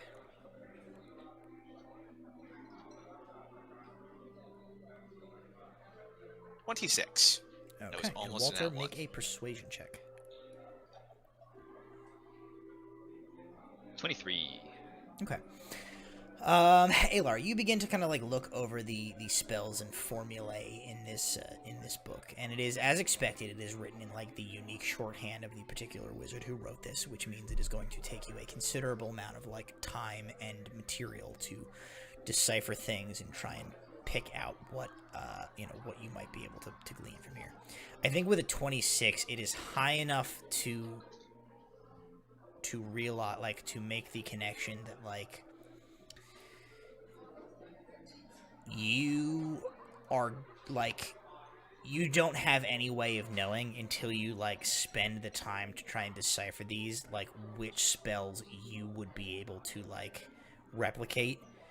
Like you are able to, with enough time and the resources, you are able to like spells that can be like performed via like a ritual, the like a very specific set of like incantations and material components and things like that, can be set up. Certain spells like that require a different type of magic than you possess, like you're not going to be able to do. So with that 26, I think you were able to decipher that you are pretty sure there's a couple of spells in here that you think, given enough time, you probably can get at. But you also can realize that, like, you probably are not well versed enough in this stuff to know for sure everything that, like, is or isn't. And you probably can, like, the couple that you can continue to work on, definitely think you can ply out. But you figure you will probably save yourself time and resources by, like, after you get the ones that you're sure about, showing this book to some, like, maybe like Dimios or something like that, and getting him to at least, like, point out to you some of the other ones. That was kind of the rough plan, as well as he is, basically not even taking the first steps of studying the path of the wizard, but he's seen other spells. He's as close to as possible memorized that life transference spell, even though he knows he doesn't have the means to cast it. It's probably he probably dreams half of the formula nights, and that he doesn't have a terrible dream. So it's kind of his obsessive, I'm trying to understand this. I think I understand this. I don't understand that. But I'm gonna, yeah. It's something to do rather than ruminate on the current situation. Okay. So you kind of are doing that. You notice, Alar, as you're, like, poring over this book, after a while, you kind of, like, get, like, a sense, and you, like, turn, and you look, and there is a cat in the rafters that is, like, staring intently over your shoulder at the book. He's going to snap his fingers, and from out of his coat pocket, there's going to be a ferret that is looking up at the cat.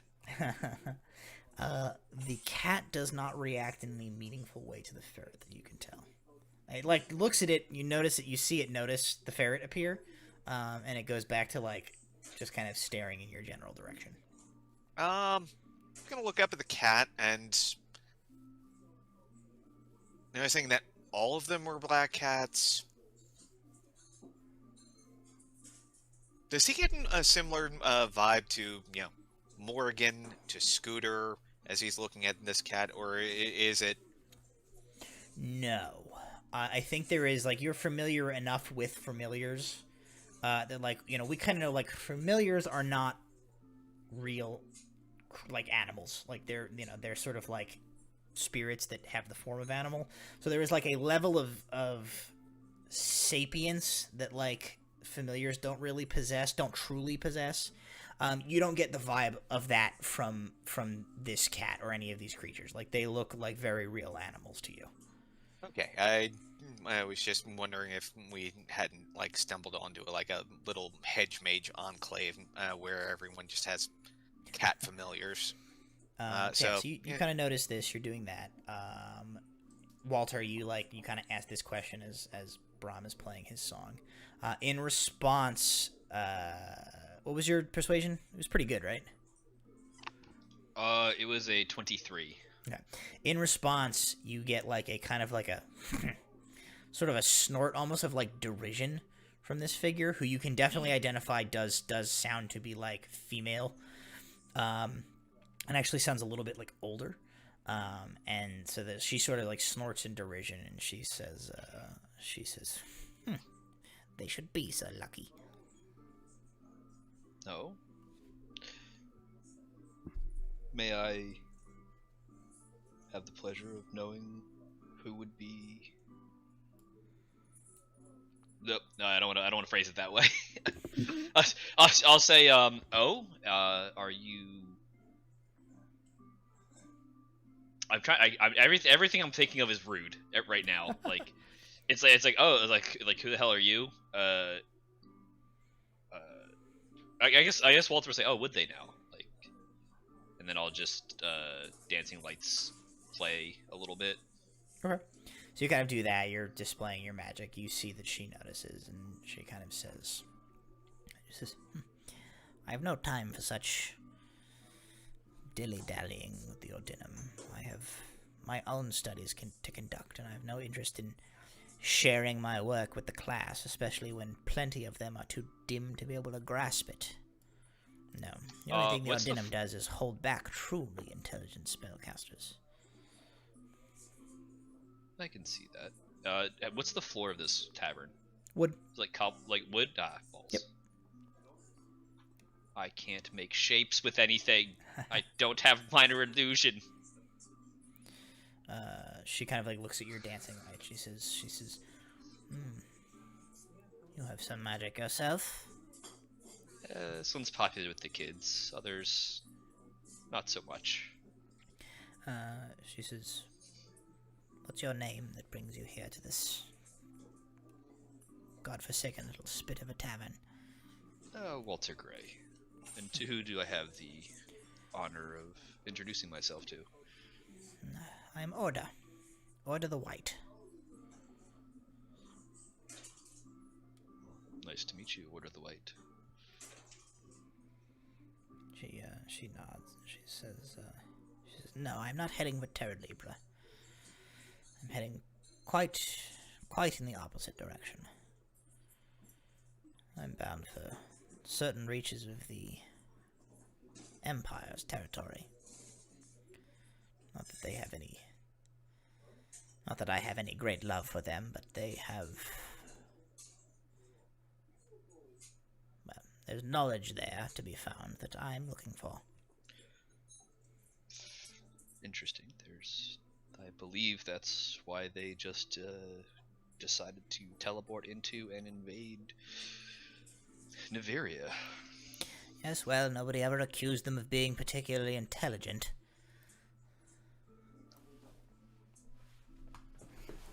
What, are you searching for Invarian?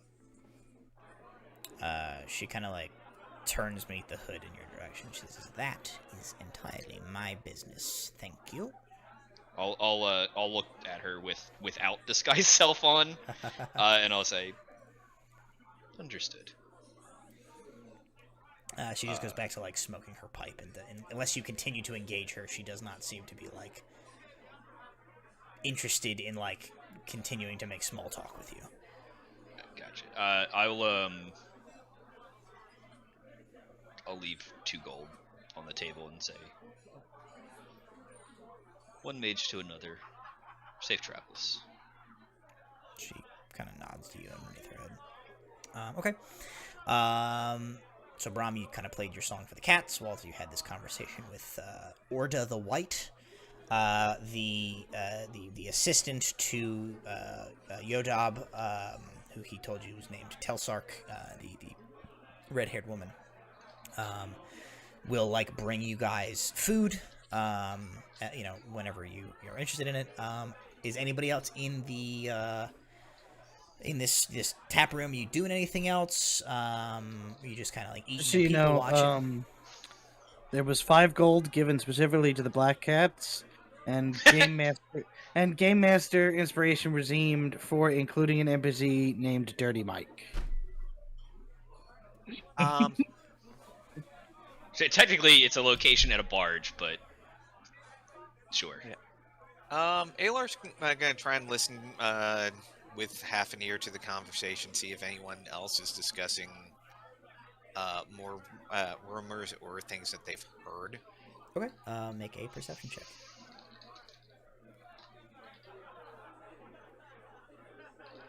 14. With a 14. With a 14, you hear the sort of wispy-looking bespectacled gentleman and the young lady with that like he seems to be traveling with are at a table kind of near yours. You hear them. You kind of hear bits of their conversation. You hear her say like, "Well, I want to take a detour. I heard there's plenty of interesting things to see if we just take a small bit of time out of our way and go a little bit further to the west before we start heading north. My father won't mind." And the gentleman says, "Oh, please, Lady Pavo, please. The rumors are that the roads are becoming unsafe. This Ignean invasion. We really must be getting back to Valond.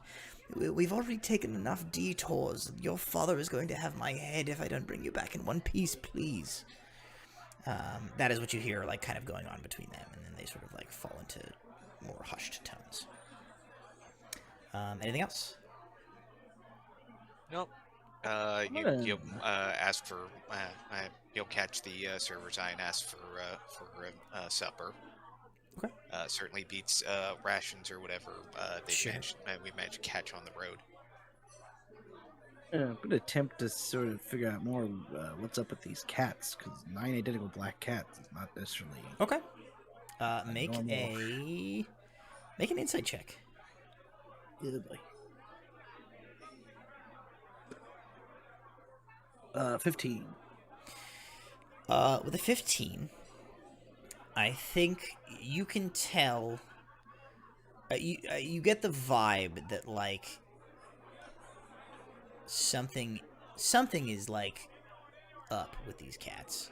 You don't necessarily get like a hostile, like vibe or anything like that from them. I think you just get the vibe that like, not because they are necessarily like, I mean, like they look like black cats, and they seem to be acting more or less like black cats, with the exception of like some sort of odd, kind of too intelligent behavior a little bit. So I think you're able to you get the vibe that like these cats are probably more than what they seem. But they're not really doing anything. So that's that's sort of the sense that you get. But they do appear to be like, as far as you can tell, like they're legitimately cats. I'm gonna go over to the bartender, when like nobody else is really around, and be like, "All right, what's the deal with these cats? He says, These are not normal cats. he says they, Your friend." he says they do seem to be rather peculiar at times. He says, but as I said, my late wife was fond of them. She would feed and care for the strays when they came. She would spend hours and hours talking to them and telling them stories and things like that. And they always seemed. You would almost think that they could understand her the way that she talked to them. But he says, they're cats. They stick around when you feed them. They want you to give them attention when they want it, and you can fuck off when they don't. That's about it. What was if you don't mind my asking, what was your late wife's name? He says my late wife, Yvette was her name. He says that I look to see if any of the cats react. Make an insight check. Oh boy. Okay, that was off the table. 17. One of them is definitely watching you have this conversation with him. From the But other it didn't end have of the any bar. sort of reaction to when he said that name. It didn't really do anything, but you look, and it is you get the sense that it is directly paying attention to you as you're having this conversation with him. I go, okay, cool. Thanks. I'm gonna go over to that cat. I'm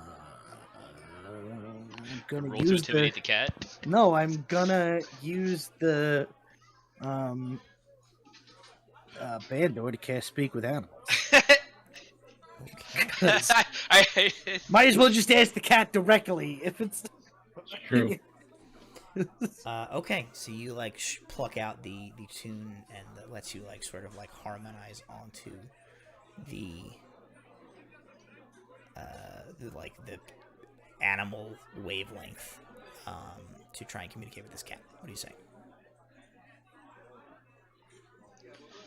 so. It looks at you. You get no sort of response, and actually make an Arcana check. Ooh, baby. 17. Pretty sure the spell didn't work. Oh. Yeah. All right. No pun intended, but there's something fishy about these cats.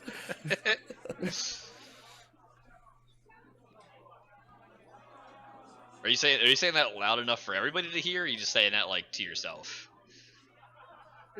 It depends on how close anybody's standing. It wasn't actually quiet. You should have I said mean, it like wasn't to the shouting cat. at the. Yeah, Okay. yeah. And I just go, "Do you understand me?" It doesn't react to you. This tells me nothing. In fact, it puts a leg up and like licks itself. I'm like, again, this tells me nothing. It's a cat. It could definitely understand me. It doesn't care. Does it? With the 17 on your Connor roll, what I will tell you is that like what you can kind of intuit, like the spell. It's not that like it ignored you, like the spell did not work. So either something has like prevented the magic, right? Yeah. So something has prevented the magic from working, or it is not an animal. The cat plot thickens. Wait, are you going to share with the rest of the class, or I imagine like Walter didn't actually go anywhere. He just like I'm very stopped obviously like playing bothering a the song lady. and trying to talk to a cat. So like, Yeah, you guys like, can tell I'm gonna like lean over to Orda and be like, he spent 20 minutes talking to rats back in the city. Just She like looks at him. She's like, yeah, it checks out. yeah, no, it really does. But like, he got some useful information out of it. So Taylor's gonna close the spell book, tuck it back in his pack. He's gonna look over at Brom, who is intently staring at one of the cats. And he walks out and he say, "Okay.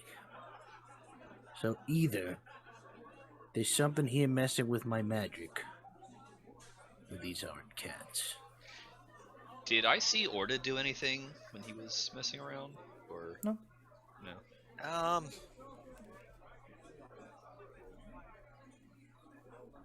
Taylor's gonna rack his brain through what magics he knows, which are primary illusion-based spells. I'm gonna try and cast minor illusion just to see if like my magic works at all. Okay. In this- what do you this tavern? lose?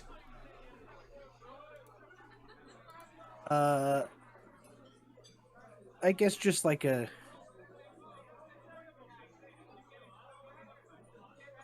I don't know, just like a small little flame in my hand for a second. Basically, I'm just like testing to see if That comes magic up. works. You also like saw Walter like dancing lights a little bit Oh, yeah. not that long ago. So like, I was doing like the labyrinth David Bowie like orb dance thing with the dancing lights. He's goblin kinging with his Yeah. his dancing lights. So I'm like I'm like watching Brom do this. Walter, I'm just like put your crotch bulge away and come over me. I'm gonna like Should have just stayed reading just the like book. bother Orda again. I was like, I think he's trying to figure out if these cats are real. She kind of looks at him. She says, "It's my opinion that they are, but there's certainly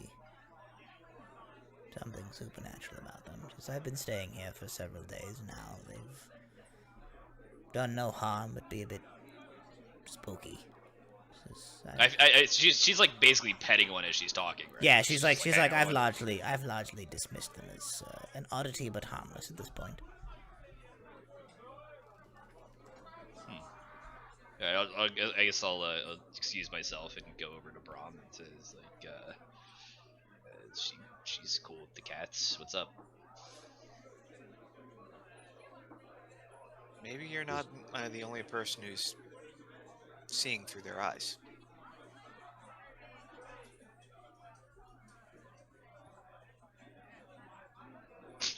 Just point to the hollow voids. Aylar, what are you talking about? Damn your eyes! Too late. I don't get the sense that these are familiars. So it's not like there's other mages looking through them, but I mean, there's the messenger sparrow spell, which allows people to take control of a bird. Are they Are they dangerous, do you think? Should we leave? Don't know. Oh, was that Tabitha? That was Tabitha. Okay, I was like, who is that? Walter's gonna like have a I thought thought it for a was a second. cat for a second. I was like, oh, It's a cat. Cat gives you like finger guns with its little toe Yeah. beans. He's like, yeah. no, it was Tabitha. Yes. Walter's well. What I want to do is not what Walter would really do, but part of me is like, Walter goes like, Druid says what? And then like looks at the wood elf real fast. But it's, Brom goes, Druid says what? And looks at the cat, really? we're all looking at different things. It's like, You just say it really Malthus loud. is looking at a chair. Druid say what? Just look down real quick. I don't think they're necessarily dangerous, but they're definitely suspicious. I'm gonna stare at a cat in the face. As you say they're suspicious, one of them is like, just like, and like just like slides like a tin cup off of like a counter and knocks it on the floor. These could just be cats. Again, this tells me nothing. Can I try putting my hand up to one of them? Yeah. Alar's Sure. just gonna flick eyes between several of them. Do they appear like absolutely identical? Make an insight check. Now, while you like put a hand near one of them, it kind of like comes over and like sort of sniffs at your hand a little bit, and then like rubs the side of its like Detect face on your magic. hand. that's fine. That's a natural 1, so that's a 3. They are cats. Okay. My God. I know a cat when I see one. These are Actually, cats. with a 1, you're actually like that. I One, made that one might be a fox that somebody painted. I'm not sure. I made a perception check. It was a dirty 20. They're like, yeah, I mean they're as identical It's as fucking- like you are they're able just to cats. discern. Like they are black cats. Okay. They're all Then completely they're black just cats. They all have the same sort of like amber eyes. That like you really can't tell a difference between any of them. Does anybody have detect magic? Alar's got a I have the wrong eyes equipped currently. So I mean, could. I think I can talk. I'm to gonna. Okay, because if you can't, I'm gonna do something else. you. No, I Well, can't. talking to animals didn't work. I have Yeah, speak that's to right. animals That's that right. didn't work. Well, I got nothing. So Okay, well, I can. Can I use speak with dead if they're ghosts? Alar will, Alar's going to make a sleight of hand attempt to conceal the wand, but cast detect magic on himself. Okay. No problem. You do that. Well, that's a 31 for my Jesus. sleight of hand check. That's a nat 20. Here is what you discern. you say that they're actually just have- cats. You have a hard time. You go to use this to like look at these cats. You actually have a hard time parsing anything once like your detect magic goes off of, as like your eyeballs are literally just like painted solid white with the radiance of magic coming from like all around you. Alar just, kind of like he's got a headache.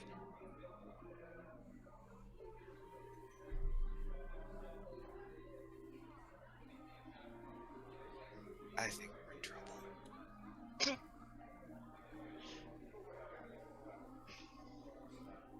Does Alar convey the? Yeah, the no, he sheer says that guiding very, magic? quietly, just loud enough for everyone at the table to hear. But it's Yeah, with your detect magic, because you do get to know the school of magic that you are seeing.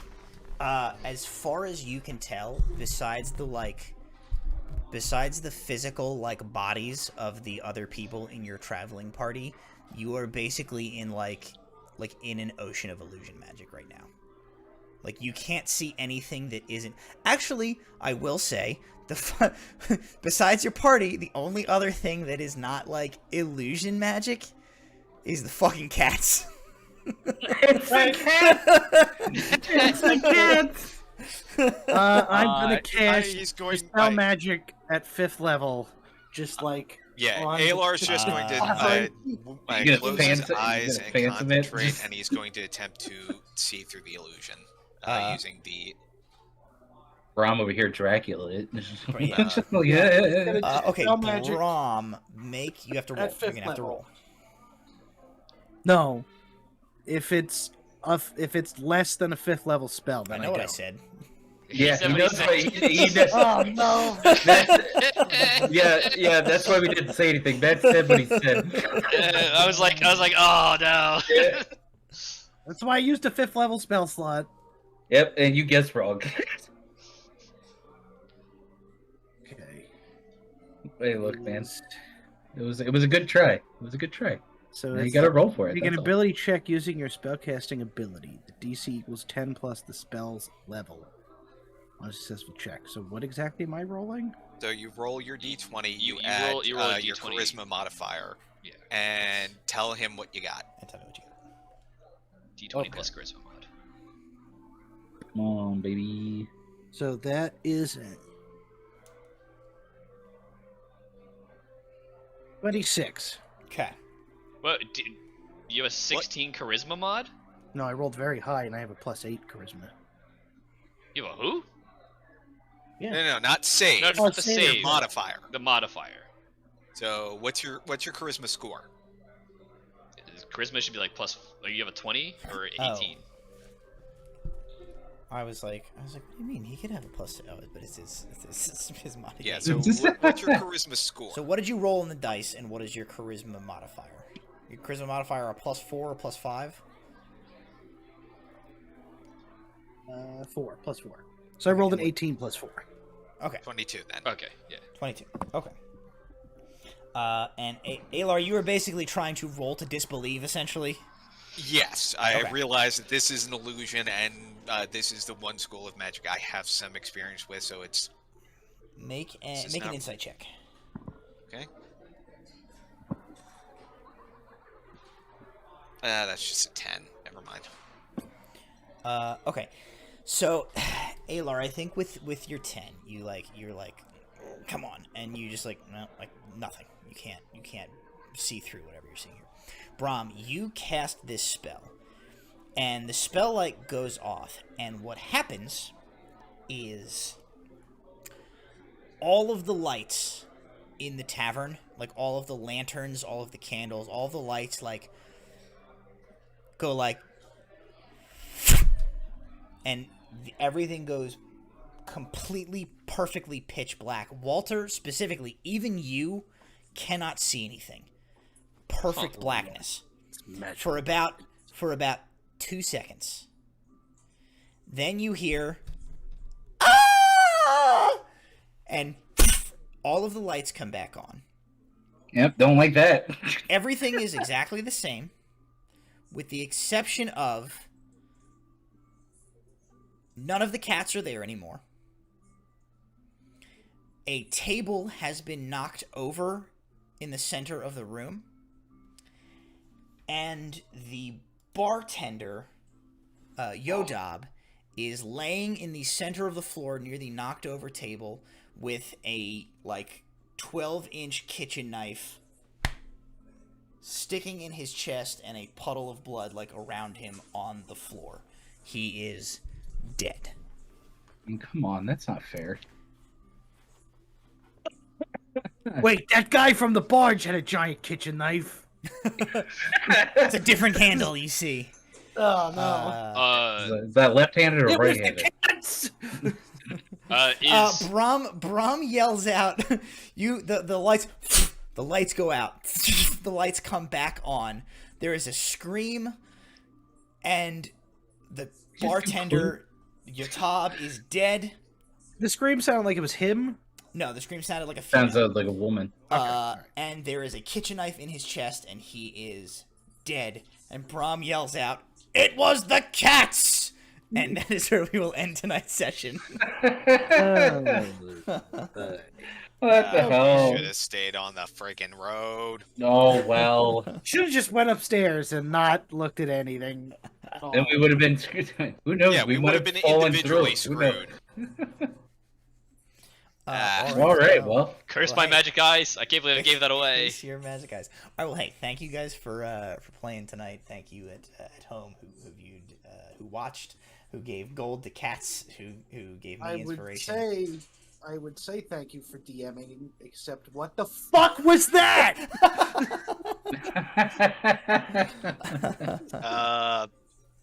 Oh boy. Like we thought this was going to be an easy trek to Terra Libra. So Never. thank you as always to our sponsors, Little Dragon Corp and Cardboard Castle, for sponsoring us here at Proficiency Bonus. Be sure to stay tuned for all of the other streams that we have here on the network during other days of the week.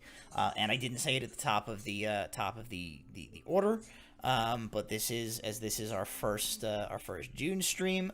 As always, every June. Happy Pride, everybody. Happy Pride. Happy Pride. I don't have my. I usually like to wear my Pride D&D shirt, but I don't have This is not my pride shirt. Don't is put the that Warzone away. shirt. Don't shame yourself. Oh, for come that, on. That Nothing crime. to be proud of. I told you That's I nightmare fuel. The I opposite am of genetically pride. predisposed to not feel shame, so it's fine. Yeah, we've all had to deal with it and suffer. Because Hell yeah. But yes, as always, I like to make that note, as this is a hobby. This is a realm where we set aside any perceived differences that exist in this world, and we enter a fantasy world where all are equal and everybody receives the respect and the love that they deserve. And the only people that get discriminated against are people who Jason. deserve it, like Igni and Imperials and Jason. Apparently, that's unfortunate. he knows Yes, He knows what Jason knows what he did. We know what we will be doing next time these guys come back, which is apparently getting into a fight with a bunch of cats. And we will see you next time for another episode of Delver Requisite. Thank you, good night, and bye!